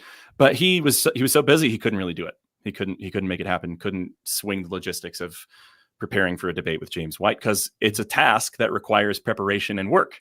If you respect your debate opponent, yeah, and we know Will does. It's my understanding, but he was unable to do it, and he kept posting about it in one of the groups, the God is Open Facebook group that Chris ran. That's a part of his, it's sort of somewhat affiliated to his YouTube channel, but it's more just kind of loosely a hangout place for open theists and such. And he just kept posting about it, and I just really kept feeling a tug, like, dang, I really want to do that. And it was inexplicable because, again, I haven't done a bunch of public debating or anything like that, but I just felt a really, inexplicably, I want to do that. I want to step into that. If he can't do it, and he won't let Warren do it, he won't. There's no way he would ever debate Warren McGrew or Chris Fisher. And Will Duffy is another one of those. Like I wanted to model a bit of a Will Duffy style, where he's an erudite person, he's a really kind person, he is not a bad faith actor, but he'll take your view to the mat, you know. And I was like, I think I could do that. I think I could. So I just reached out to Will, and he put me in touch with Aaron Carlson. Started texting Aaron and just said, look, I don't know if you'll have me, but I would like to do this. I like Dr. White a lot. Would be really fun to be able to sit down and do a debate with him. I feel like it would be a constructive and interesting conversation. And about an hour later, he said, yeah, Dr. White says, sure, let's go. That's awesome. We were really close. We were really, really close to the debate. The date of the debate, I only knew that I was chosen and selected to debate him probably for a month and a half. You only knew of your election. Yes, that's right. Yep. It was about between a month and a half that I knew. And so I had to get all that prep time done in that little amount of time as well. But think what you could have done, Tim, with more prep time. Just think. Yeah. I got the 80-20 done. I didn't have the Bill Craig folders, but I want to stress that I don't know how to explain it. I just felt really clearly called to do that, almost, where it was just, I felt the closest thing, there's lots of different views on how the Spirit works. And again, you've got a pretty big audience with a lot of different views on some of those things. But I felt if I'm being introspective and I'm trying to really think through, here I am, Lord, send me, that kind of thing. It felt the Spirit. Yeah, it felt like the Spirit saying, I think that you can handle this. Well, you did. You definitely did. So, but it's interesting that he's saying, like, they're seeking me out because they want to debate me before I die. And it's like, he was the one that put the invitation out. I want to debate an open theist. He talked about it all over his program, talked about it on Twitter, talked about it in different interviews. I'm trying to make it work. I'm trying to find somebody that'll debate me. He made it sound like there weren't any that were willing to take him on in a couple of those interviews. Like, they just won't debate me. There aren't very many good ones. They won't debate me. But yet, whenever now in retrospect, he's framing it in such a way to where you were just like, I want to debate him before he dies. It's all about, ego than it is more about ideology and differences of interpretation. But let's continue listening to what he has to say about this real quick. So I'm like, okay. I'm the guy that's done 191 debates. I'm going to set the rules. And if you don't want to do it, fine. There will be other people who will. And but it's very frustrating to engage someone who's just, they've got their stuff and they're just going to do their thing. And what you're actually saying doesn't really matter. So anyways, now you know what I'm going to say on Monday anyways. But I will expand upon a few other things, such as, no one seems to know what open theism actually is anymore. Isn't that interesting? You get to sort of edit it as you go along. It's So I think you did a good job explaining in the debate the distinction between the warfare view and the blueprint view, or closed versus open views of the future. I think you did a really good job explaining that. And he doesn't tell us how you're wrong or how you're making it up or how this is like somehow new. He just goes, look at these guys, they just make it up as they go along. But he doesn't actually come out and offer any reason for why you're wrong. And he didn't even present that, I don't believe, in the debate. Like, this isn't open theism. How dare you bring a different perspective? Or, he did seem, if I recall correctly, I think he brought up, as he often does, he brings up other debates he's been in debate. I think he brought up John Sanders, but just like he's going to recognize, okay, he's Calvinist. He's got a Reformed tradition he holds to, but he's going to be different than another Reformed guy and different than another Reformed guy. I mean, Doug Wilson and him are friends, but they have different views. Right. And yet he can say we're both in the Reformed tradition, but he's not going to say that, like within the open view, there's room for disagreement on how a verse should be interpreted or how that metaphysics should be worked out in relation. It's bizarre. Infralapsarians and supralapsarians. Yeah. They're kind of all under the Calvinist umbrella, right? He has a very different view of divine simplicity than most other Reformed theologians, right?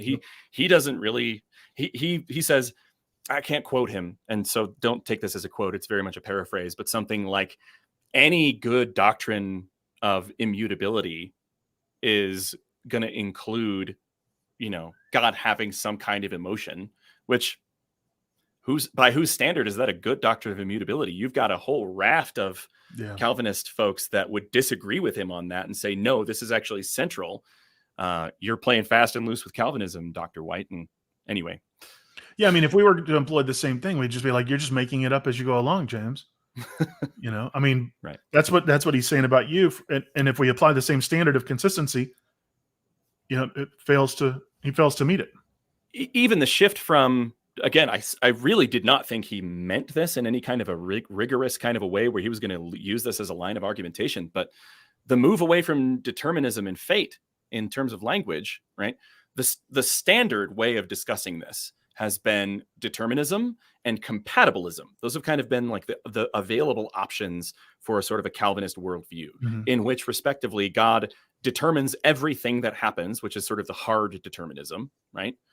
And a compatibilism where God doesn't determine everything that happens. He determines what every creature wants. He determines the desires of all creatures. And in that way tries to say that a determinism style is compatible with free will, because people are, Sproul was a compatibilist, right? R.C. Sproul. He would say that, well, man is free to choose what he wants, but his wanter is broken, right? That what God made him by God. with a broken wanter, and then put him in a circumstance such that exactly what he wants will obtain. Correct. In compatibilism, it's no less deterministic than hard determinism. They just will come in and say that God holds you morally culpable, in which we go, does God hold men morally culpable under theistic determinism? And right. Go, yeah. But so then turnabout is fair play, right? I mean, if he's going to say that I'm playing fast and loose with open theism and I've got this weird mutant form, well, the minute he trots out decretalism as a new view, talk about saying, no, we can't have determinism and fate anymore. We've got to set that to the side. It's decretalism all the way because it's more biblically faithful. He's you can't tell what Calvinists believe anymore. You can just kind of make it up as you go along. Yeah. So, the funny thing about empty rhetoric is, and you can identify empty rhetoric because it cuts both ways. So, he'll come in and he'll bash us over the head, say, oh, you're making up as you go along. But if you're consistent with that standard, not the tu quoque fallacy, but just that it lacks any grounding in an actual criticism of the point, because it does cut both ways. And so here we're seeing some empty rhetoric from James.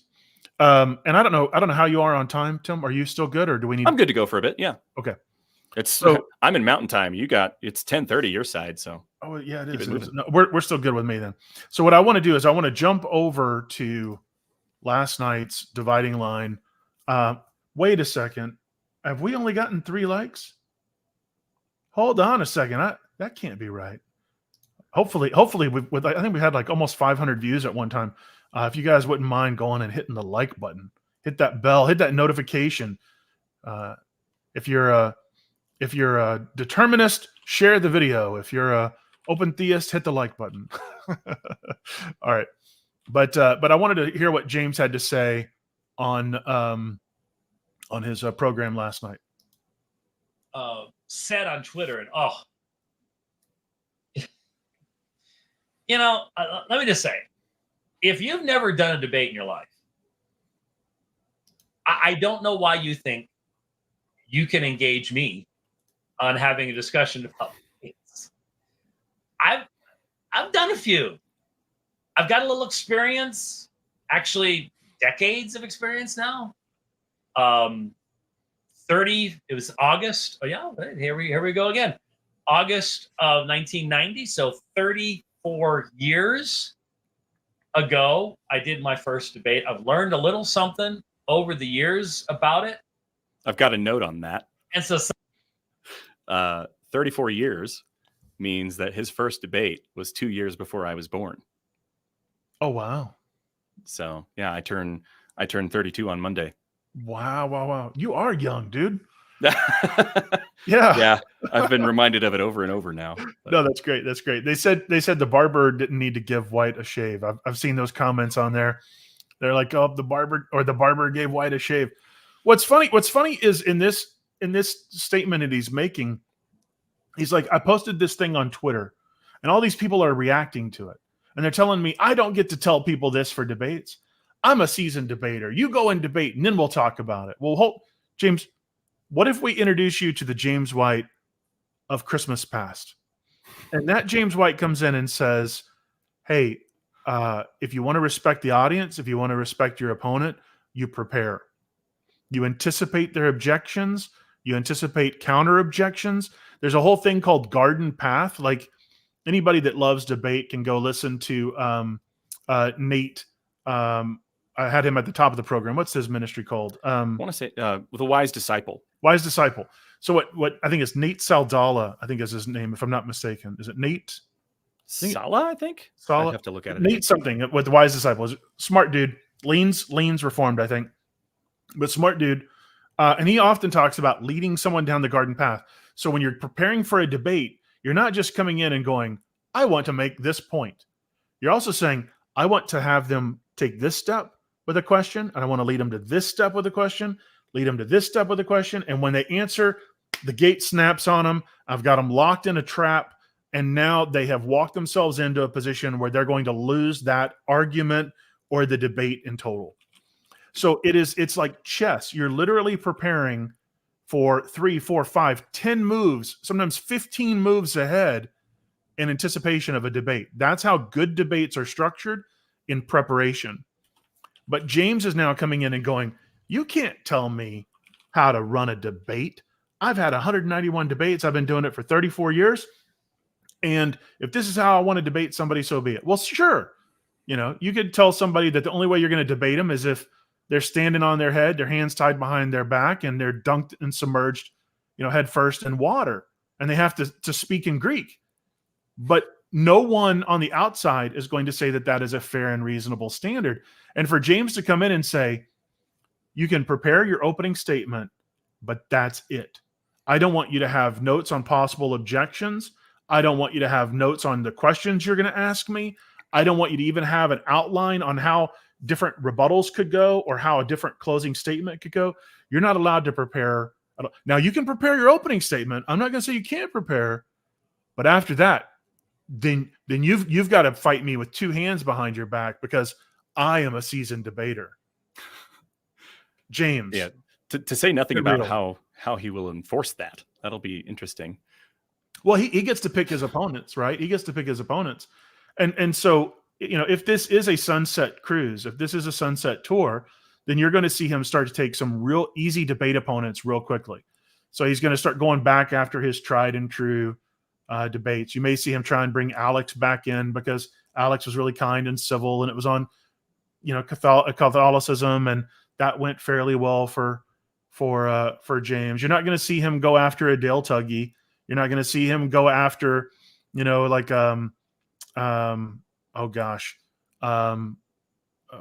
mentioned him like Jimmy Aiken. You're not going to see that again.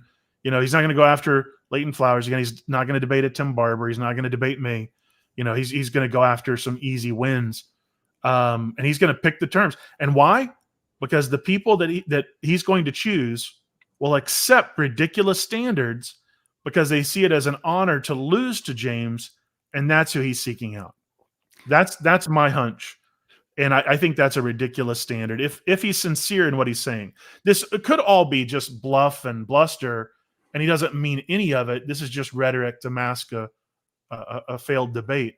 But if this is his new standard moving forward, it's a ridiculous standard. You know, he's not going to debate a Bill Craig and go, Bill, you're not allowed to do anything but write your opening statement. Bill's going to look at him and laugh like he did when he was on the Unbelievable program. Like he's going to laugh at him in the face and just be like, that's ridiculous. It's two more things here. Again, to go back to the sort of the Flowers standard here. The first argument someone advances in a new context is their best, what they believe to be their best argument. And so if the argument he utilizes doesn't pull from anything that I said in my debate, in my preparation, in my content, and what I said in my opening statement, rebuttal, cross-ex, or the Q&A afterwards, if he doesn't say anything about that, it kind of sounds like he doesn't have anything to say about that. And I just find that instructive and interesting.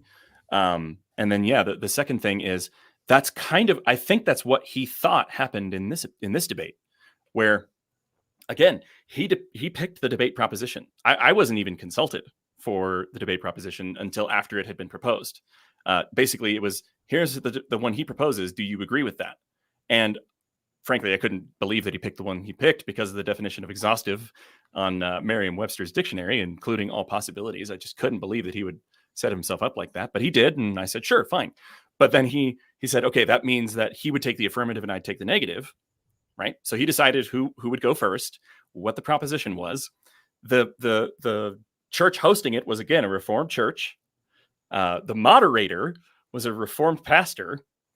And the 98% of the audience was the congregation of this Reformed church, which is full of Calvinist folks. And I think that's what he thought was happening here. And I don't think it helped him much. Again, part of this is that these people were lovely. These people were wonderful to me. And I'm really grateful. They demonstrated Christ-like character. If they were bad faith actors, they could have made this much more difficult for me. And they didn't. Oh, even the questions that the pastor asked at the debate, I thought were very reasonable and fair. Very balanced. Yeah, very balanced. I've encountered some non-good faith Reformed, leaders, but this church, New City, Denver, from what I saw as an outsider, and then also from what you're telling me from an insider's perspective, these were people that loved the Lord and operated with integrity, even in disagreement. And so props to New City, Denver. Like they showed the way that these debates are supposed to be handled. Now, New City, Denver, I think it was new for them to conduct a debate. And even in the debate during the Q&A, you'll see James go, well, we didn't talk about this. Are you going to give him a minute and then me a minute, him in 2 minutes and me a minute? So there were still some things that the forum was or the host, the moderator, they were still working out the kinks, right? Yeah, and he had never moderated a debate before. And we're not sitting back going, how dare you? Like it's new for them. They did the best that they could, and they did a great job. You brought up Augustine in your close. Okay, oops, you've owned that. My bad. And James attacked you for not refuting him in your opening statement. But so mistakes are made. This is a live event. People are fallible. But it seems like James is not allowing any room for anyone to do that except for himself. It's like an unrealistic standard. Some of you who sit there, you can't even debate the guy at the Jack in the Box drive-through, and yet you're going to get all huffy-tuffy about something that was said. I'm sorry, I ain't listening. You got no standing. I said on Twitter, James is above all of you. That's what you all need to understand. James White is above. You're all beneath him. If you disagree with James, you're beneath him because he's got 191 debates. You can't come in and go, James, you've deviated from your standard. You're not being consistent. That's not reasonable. James, just take the L or graciously say, I'm not convinced, but props to my debate opponent. I think he did great for his first debate. You could even passively aggressively inject that and do it graciously. There are ways he could have handled this without just coming out and saying, I bombed, there's ways he could have done it, but that wound won't allow it. And if you disagree with James, and he boasts, in the sermon that he had, I don't have this pulled up. He not only did he debate you Friday, tweet about it Friday night, go in and teach about it at the mini conference Saturday, preach about it Sunday morning, and then go on the DL dividing line on Monday and repeat all this. But it's just it's like in complete total damage control. And how dare you question me? This is my standard. And he boasted, I think it was Sunday, it might have been the conference, but he was boasting about how big he could make his block list. He's like, if you disagree with me, if you challenge me on these things, just block, block, block. He's like, I don't even care anymore. Just block. He's like, some people want a lot of followers. I got 148,000. I'm going to see how many people I can block. I want a big block list. And so he's insulating himself from criticism and from brothers and sisters that would even be in his camp that would come in and go, James, that's a ridiculous standard, man. I'm a Calvinist. I'm Reformed. I agree with you on a lot of things, but I think your standard is out of whack. Block, block. I'm insulating myself. How dare you question? Block. Oh, you actually agree with Tim? You must be an open theist. Block. It's like, no, I'm Calvinist. What, Yeah.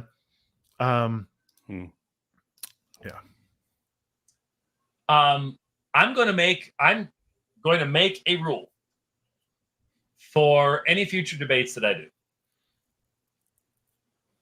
If you want to read, and if you need to read your opening statement, fine. Read your opening statement. No problem. I've read opening statements in the past. I generally don't do that. Here's why you prepare an opening statement in advance. And James is not being forthright with the audience right now. The reason you prepare an opening statement in advance is because there are time limits and there are arguments that you're trying to make under that allotted time. If you have a 10-minute opening, a 15-minute opening, a 20-minute opening, whatever it is, you structure your arguments, you actually write it out, you time yourself giving that in opening statement because you want to make sure that you're being respectful to the moderator. You're getting your points out so that you can actually present your case, but you're doing so in the allotted time. And you know this. You run through that opening statement 2, 3, 4, 5. Sometimes I'll rewrite an opening statement 24 times, or I've even scrapped an opening statement, started over, and I've ended up reading an opening statement for a debate, sometimes upwards of 50 times, timing myself to make sure that I'm bringing it in at time. Now it's that obsessive compulsive in me. I want to give a good debate, but it's called preparation. And James is like, sometimes I do that, In this debate with you, it's just him and his Bible and him talking. Like, that's not a debate. That's a preaching sermon, and it's not even biblically based. You're just waving it around. But I think the standard that James is lifting up is so ridiculous that if he is consistent and imposes this, he's finished as a debater. The only debates he's going to get are from worthless, like Jake Paul, right? Jake Paul, everybody knows Jake Paul. Jake Paul goes around. He's training in boxing. He's an amateur boxer, but that's his singular focus and discipline. So then he'll go and he'll debate some washed up karate guy, right? Now, the karate guy is going to kick my rear end if I face him because he's more disciplined than I am, but he's retired. He's washed up. So it's an easy opponent for Jake Paul. And that's how Jake has built his record. And so that seems like that's how James White is trying to finish his career. He doesn't want to go and debate Leighton Flowers, doesn't want to debate me, doesn't want to debate Ken Wilson, doesn't want to debate you again. He doesn't want to actually have challenges. He wants to stack his record. He wants to get to 200. And I think anyone who's serious and hears him say, you can only prep your opening statement and any preparation you do can't be written. James, your debate career is over. Tim Barber finished James White's debate career. And it wasn't even that you did it. It's that he did it in response to you. Because even as bad as I think his debate performance was against you, Tim, it's one debate. It's one debate. Mm-hmm. He could continue. He could recover from this, and he could go on and have an illustrious several next 5, 10 more years in debate. And this would have been a blip on his debate record. I think it would definitely score as an L, but it wouldn't be a career ender. But it was such a wound to his ego that he's imposing rules such that no serious debater would ever accept those criteria and go, you know what? Why don't you go debate Jake Paul? Right? Go debate Jake Paul and, stack your record like he's doing. Nothing against Jake. He's making a ton of money doing it. Smart dude, knows what he's doing. I've got plenty against Jake. Right. Yeah. I mean, I don't know if you guys have been watching CoffeeZilla and all the stuff going on there. Clip that part out and misrepresent Warren. I got nothing against Jake Paul. No. My point is, they both need Jesus. My point is he's elevating a standard such that no professional debater would ever take it. So James White has officially ended his career as a debater, a respectable debater, in response to his loss to you. That's what's happened here. Now he could come out and go, I was a little overzealous. I was upset. I don't think I reacted properly. Or, let me clarify my position a little bit here. Let me walk that back a little bit. I would like to still engage in professional debates. Bill Craig would never debate James White with James White's standard that he's just imposed. Right? That was another very good debate. They went on Unbelievable and finally had that Calvinism debate. And one of my favorite all-time debate moves was Bill Craig pulling out the Reformed Dogmatics book. It's like this thick and saying, like, yes. I think he called him James. He didn't call him Dr. White. He was if anybody can not use an honorific title and still sound respectful, it's William Lane Craig. But he just pulled out the big, thick Reformed Dogmatics. Actually, no, this is your view. and Bill chuckled at several of the things James was saying, because he was just like, I can't believe you're actually saying that. I got a lot of comments. I went back and just kind of looked at what certain people said during the debate on live streams, yours before you took it down and then put it back up, and Chris's, just to kind of see what people were saying while I was speaking. And a lot of people, when I was not speaking and I was sitting, noted kind of my body language, where I was just laughing and kind of turning my head. If you ever saw me kind of like look down and to the right with almost like a baffled expression on my face, Will Duffy was sitting in the front row, really close to where I was sitting. And I would just kind of glance down every once in a while or just shake my head. I couldn't believe I got him to admit that God's decree is on his system, consistent to his system. It's at root in every person, including all believers believing falsehoods, that it is at root in the Holocaust.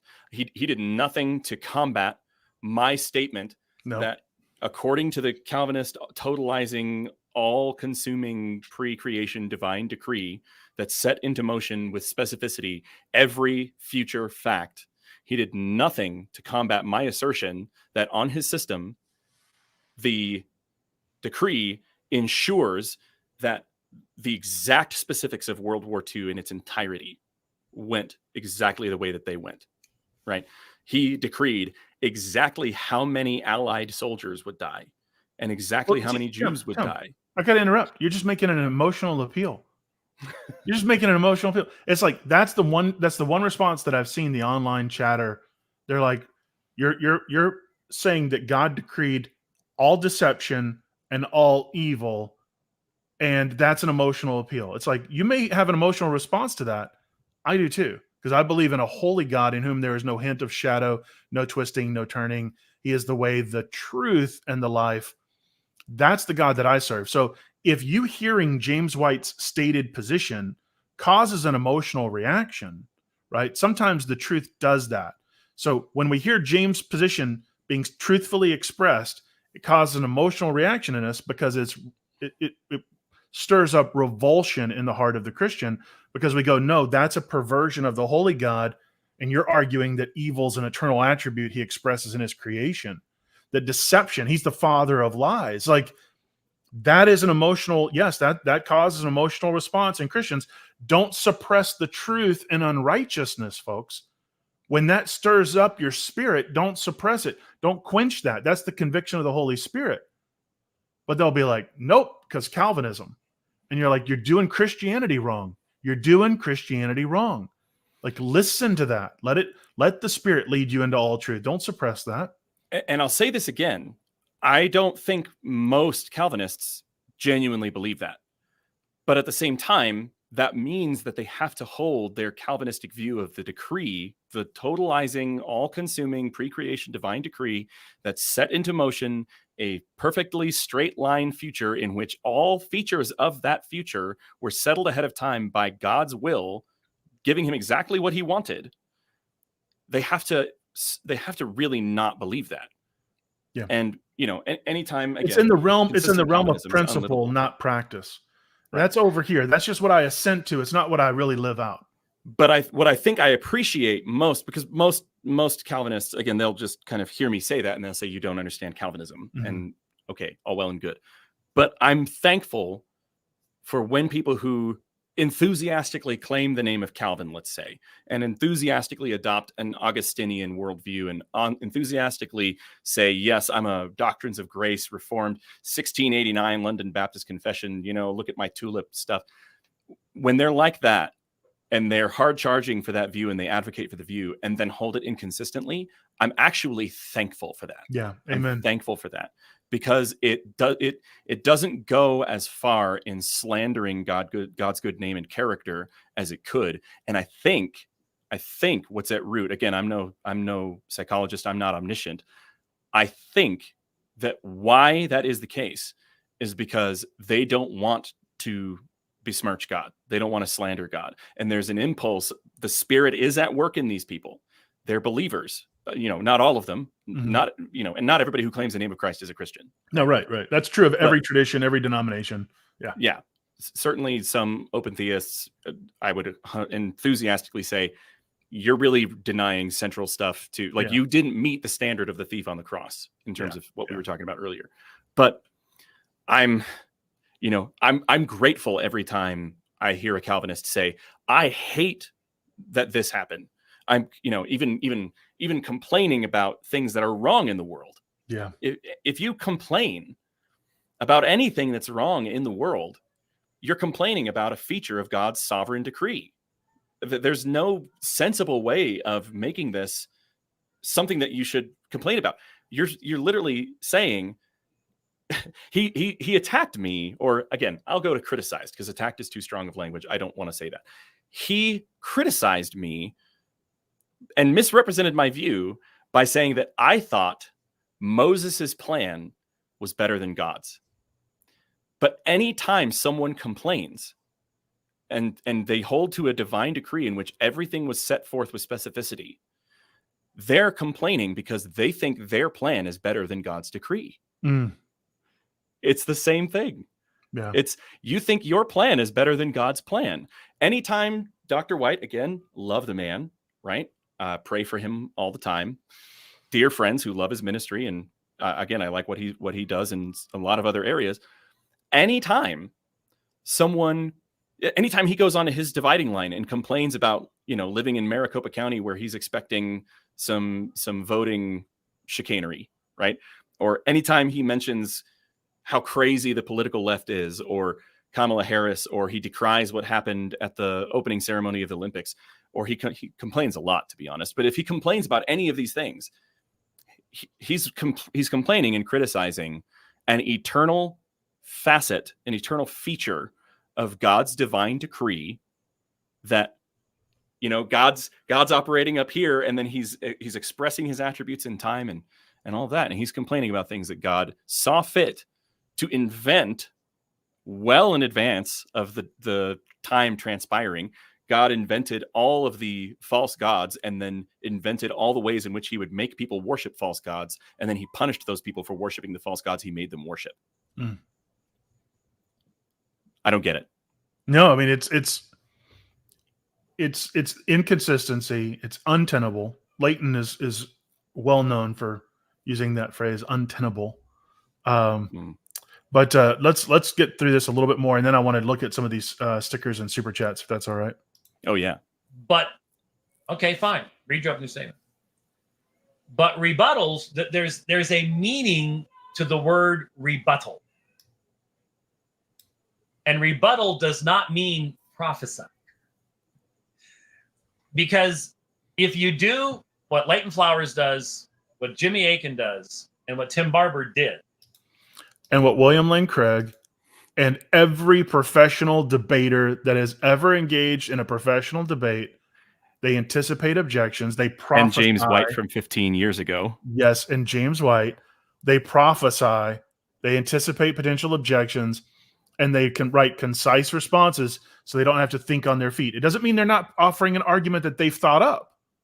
They've just thought that up in advance so that when they're on the actual platform, they don't just short circuit, have a hiccup in their thought process and stumble. They want to present their case as well as they can. That was what James White has done over the course of his career until Friday night. And all of a sudden, now that's prophecy. And, who are you, oh man, to prophesy? I guess only God can do that. But let's continue. I like that expression. That's kind of how I feel when I'm hearing his stated rebuttal right here. I'm going this. Mm-hmm. I'm a little skeptical, a little dubious. You're pretending to be a prophet. That is, they had their rebuttals written out. They had their closing statements written. So what you're doing is you are prophesying as to what the content of the debate is going to be. Now, do I listen as carefully as I can? I bought and listened to, I bought the book, but he provided, because I couldn't get hold of the audio. So Tim was nice enough to get me the audio so I could listen to it. So I listened to his book, and I listened to his videos, at least the ones that seem to be relevant to our topic. Because yes, I want to know where my opponent's going. And whoa! Is James engaged in prophesying? This is another one of those situations, Tim, where what's good for me is not good for thee. Like I'm allowed to study and anticipate your arguments, but you're not. Because when you do that, I have more material out there that you can draw on, and my arguments are more repetitive and, dare I say, stale. And so I'm easy to anticipate. There's been years of hearing these arguments and years of responses given. And so it's not fair for you to do that to me. But since you're an unknown, I'm going to elevate the standard now so that, it's okay if I do that to you, because I need an advantage. I only have 191 debates against your 3. So I have to make it impossible for you to adequately prepare, because, it's just not fair for me. Yeah. To borrow a Craigism, what's sauce for the goose is sauce for the gander. Yeah, I like Bill. We're both here in Georgia, and at one point I'm going to actually go up there and say hello and spend some time with that man. I disagree with him on a lot of doctrine, but man, do I love him. And I am not in any way, shape, or form complaining about crafting your presentation to refute what the other guy is going to say before he even gets a chance to say it, if you're going first. What if he's already said it, James? What if he's already said it in other arguments and debates, and so you're anticipating that and you're preparing for it?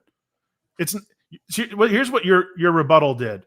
You heard his arguments in the past, and you wrote responses in case those are brought up now. So you're literally responding to his arguments.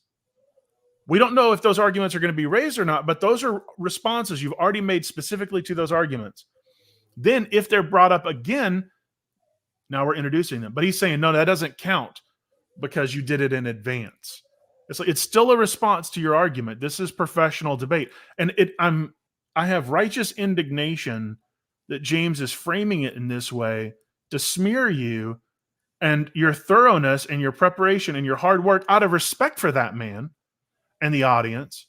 And then for him to come in and besmirch that and belittle it and mock it. And instead of saying, look, he's a first-time debater, third-time debater, first-time public debate, did a good job.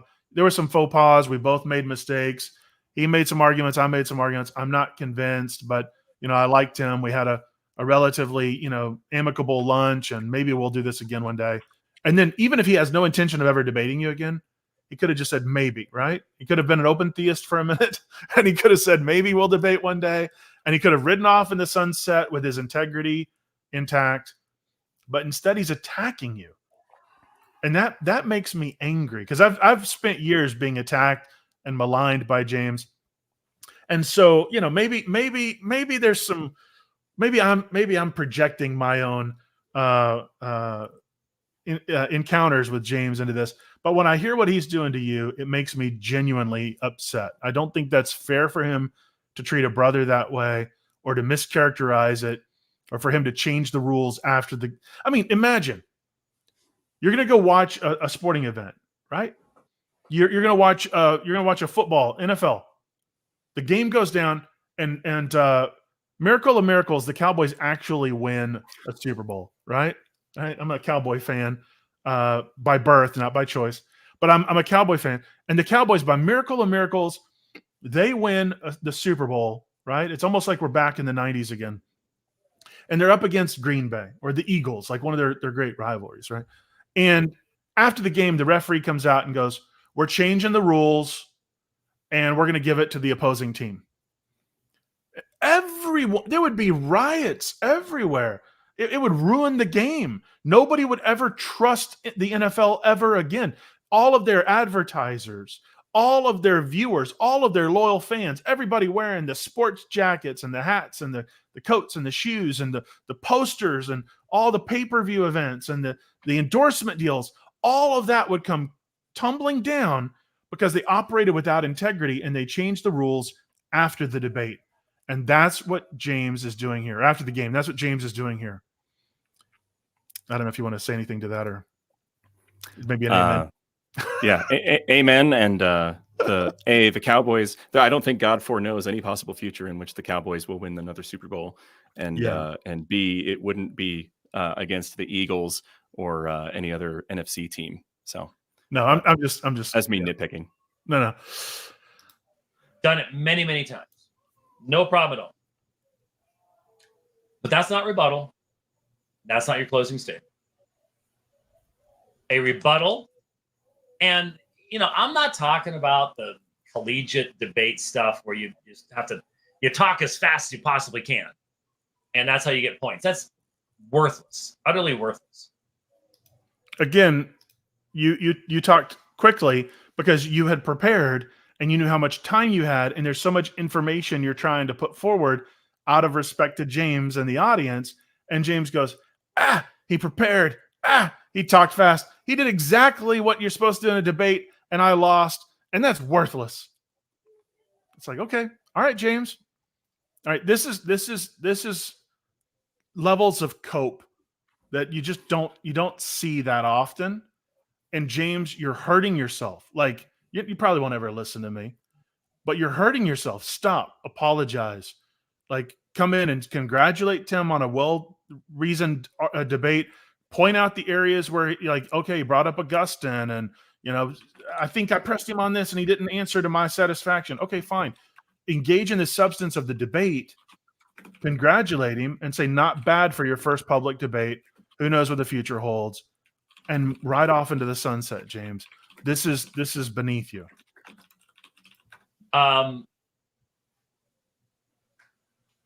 What I'm talking about here is in meaningful debate where you are seeking to honor the subject, honor the person you're debating, and more importantly, honor the audience that's there that night or day, or is going to be watching in the future.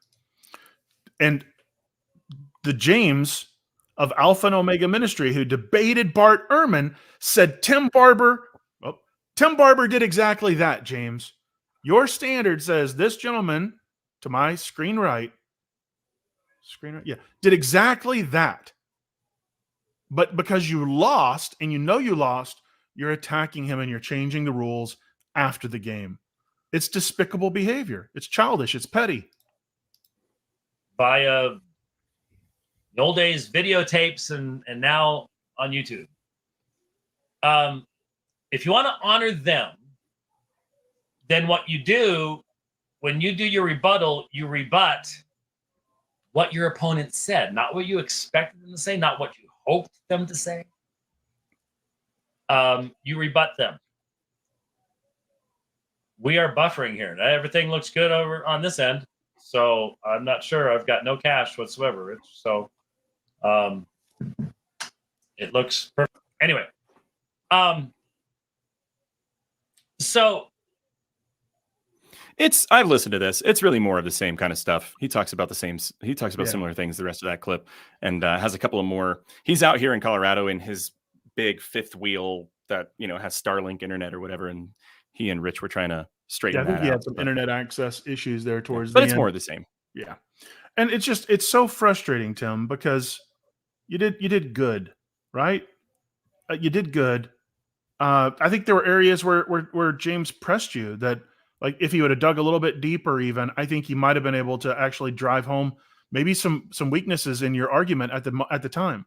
Doesn't mean and I would be on the and, back heel, and I would need to explain and express. I would need to go and do some research and really look at what I would say in response later, and I would have to be the one making a response video later, trying to rebut his view. And again, I just find it really odd that he's not really rebutting my view. He's the first argument he's leading with is, I don't like the way that this debate went. Basically, I don't like how prepared Tim was. I think that that's wrong. I think the rest of my opponents should not be so prepared. Yeah, and it's insane. If you come in and you go, Tim made this point in the debate, and this is why I think it's biblically, philosophically, or logically untenable. Oh my gosh, what a valid, like, novel approach to debate criticism. Or, Tim brought up this issue and I don't see how it's related. Or, I mean, like, there's so many different ways he could have responded here. I'm trying to put myself in his position. There's so many different ways that he could have responded with a substantive follow-up and just go, we see things differently. But instead to besmirch you and attack you, and then to say you're not just not respecting him, but you're not respecting the audience. It's like, are you serious? But I can beat that dead horse all night long. Let's get into some of these super chats, if you don't mind. Some of these super stickers. Let's go. All right. So James Kimmy, thank you so much for that. I appreciate it. Verum Argumentum, thank you for the super chat. Says, I love your channel. God bless both of you. Thank you so much. Really do appreciate the chat and the kind words and affirmation. John 17 Apologetics, what's up, buddy? Thank you for the super chat. Debate reviews should be titled James White flailed to refute Tim Barber. That's true. He was kind of a wacky, wavy, inflatable arm tube man up at the podium. Some of the postures and expressions were pretty out there. Kingdom and Context. Hey, Sean. See, here's a guy that we strongly disagree with each other, but we can have very cordial, respectful dialogue despite those disagreements. And he's actually supporting idol killers. So thank you for that with that super chat, Sean. Great job on the debate, Tim. And as always, great commentary, Warren. Tim, did White speak with you after the debate? This is a good question. Also, did you two know you can create a debate card for the audience to vote on at the Today's Debate site? That's cool. I did not know that. I did not know that either. So no, he didn't come and find me. We didn't talk after the debate immediately. He went down, and again, he is a very popular person at that church community. So he was immediately surrounded by people shaking his hands and talking to him and wanting to congratulate him. And I had a line of 5 or 6 people who wanted to make their disagreements known in no uncertain terms, and asked me questions about Romans 9 and tried to do a couple of other things, a couple gotcha questions. Yeah. My wife and my kids were there. My friend Elaine was there. I talked to Will Duffy for a little bit. And so there was a lot of post-debate. Everyone kind of had something to do. There was a lot of cleanup starting. We had to kind of get our stuff. And so I had to go and, to tend to all of them and make my way out. I walked out of the auditorium at the rec center where this was held. And then we went downstairs. A lot of, I kind of remarked it in the after show, a lot of kind of like dejected, just head shaking, really kind of slump shoulder looking faces on the people in the crowd, so to speak. Got outside, said bye to some folks that I'd spoken with briefly before the debate. And then Dr. White was in a group of 3 or 4 other men on all kind of just gathered around talking.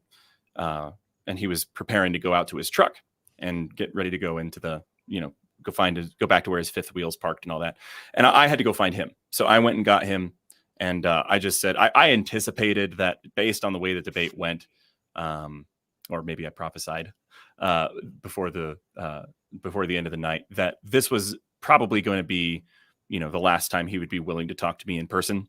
So I just kind of went by, interrupted the conversation that they were having and said, I just want to reiterate that I really do respect you a lot. I'm really thankful for your contributions to the cause of Christ. I'm really thankful for the way that, I mentioned, I had a letter that was written by some friends of mine that are Reformed folks and missionaries to Tunisia. And it's a 99% Muslim country. And his debate against some of the Muslims and his career have made it over there and convinced some people of, at least broadly, big tent Christianity. And he's been a resource over there. And I just thanked him for all of that and for all he's contributed on other issues where we don't disagree. And that I really mean it when I said that I'm thankful that we'll be worshiping God together forever and ever in the new heavens and new earth. And if I don't see him again, thank you for giving me the opportunity. And I hope God blesses his ministry. And to his credit, he shook my hand. He gave me a smile and nodded. He didn't have much to say, but he accepted a handshake and then let me go. So he didn't find me, and we didn't get to talk to each other immediately afterwards, but I went out of my way to go find him. Good. And now one of the things too that you've been getting a lot of criticism for, I think I've even seen the H word they called heretical, was that you chose the oatmeal raisin cookie over the chocolate chip cookie that the church offered you. And I want to go on record and say this is an area where I again come alongside my brother Tim in full agreement that the oatmeal chocolate, or the oatmeal raisin is superior to the chocolate chip cookie. So I think we're in agreement on that. I just wanted to come along. I know it's a controversial position, probably more controversial than open theism in some circles. Yeah. But I just wanted to say that I fully embrace your support of the oatmeal raisin. Oatmeal raisin is a classic. So if you disagree with me, just recognize that you're complaining about a feature of God's eternal decree. That's right. All right. So Linda, thank you so much for the super. Says great work, Tim, lifting you and your family up in prayer warning. Thank you for that. Rather than hit the like button, check out the Give, Send, Go push warn overs. Thank you so much. Yeah. And just by way of reminder, if you go to theoverlap.life/Warren, if you've ever donated to the Give, Send, Go, not just tonight, any time, if you have ever donated to the Give, Send, Go in support of Warren, you are entitled to a free copy of my book. I'm handing them out to anybody. You can get either the audiobook or the PDF version. If you fill out that form and it doesn't work for whatever reason, you can always email tim@theoverlap.life, and I'll get you taken care of and straightened out. But thank you so much. Appreciation for him having me on and talking about this and putting hours and hours of work into edited video about it. Oh, just wait till you see. Just wait till you see that. That's gonna be fun. It's gonna be. I think it's gonna be a fairly proper debate review. Now, Aaron, thank you for the super sticker, sir. Thank you so much for that. Thank you, Lakiva, I believe that is. James says, I strongly disagree with White and Barber, but Barber exposed White. Yeah, and we've had several Calvinists come out and go like, hey, I'm with James all day, but James did not win that debate. I hold to an open view, and I've seen a lot of open debates where I'm like, you did not do us any favors, and I think it stinks when you have to say our side didn't do well. Everybody wants their side to do well, but I think it shows integrity when we can recognize that. Honest Christianity, thank you so much for the super. I really do appreciate it. And Tim, thank you for coming on. Thank you for I think you represented our side very well. I think you held your ground. You pushed when you needed to push. You did so civilly. I think you were really respectful. I think that there were times where you exposed a contradiction in White's claim that, editing this, I can say that I actually heard the audience audibly gasp at one point. When you said, so sounds like you're saying God eternally and sovereignly decreed you to be wishy-washy. the audience audibly gasps. And but I think that was needed because he was being incredibly inconsistent and it needed to be called out. And at the same time, you're loving him. You're just telling an uncomfortable truth in love. So I think you handled yourself very well in the debate. And another super coming. Awesome debate. Do you think White is a narcissist? I think we all can have narcissistic traits if we're not careful. And I think the internet brings out the worst in people. As I said, I saw James being a delightful individual when he was debating Alex the other day. I want to think that that's how James normally is, and what we see in those that are criticizing Calvinism is just the rare side of James. But I'm not a professional psychologist. I can't diagnose anybody, but it is alarming when you see that. And then I think Honest just gave another one. Thank you so much for that. Tim, do you have any parting words, sir? None whatsoever. I think we've covered everything I'd like to talk about.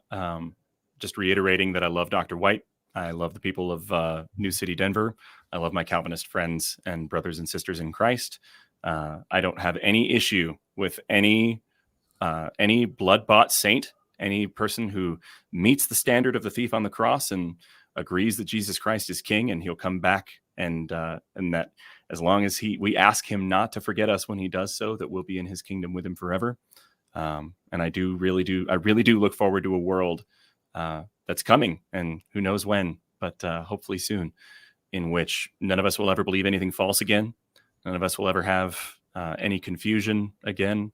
Six-pack abs again. Oh yeah, let's go. Yeah, six-pack. We'll run and not grow weary. We're not going to have flat feet and bunions. We're going to run and not grow weary. D&D all the time. It's going to be great.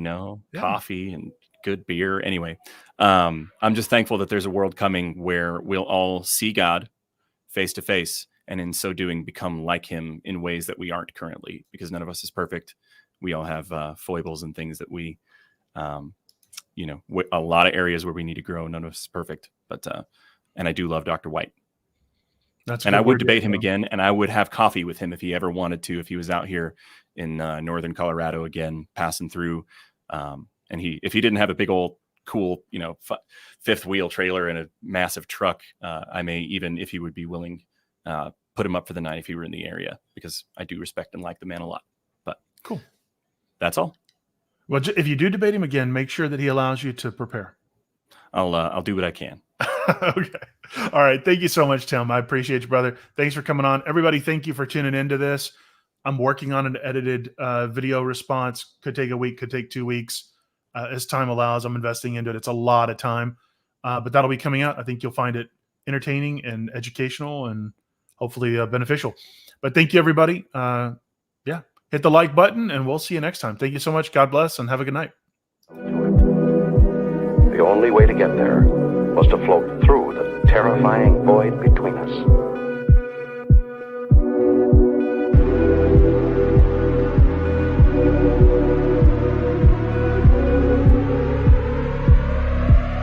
A chilly sense of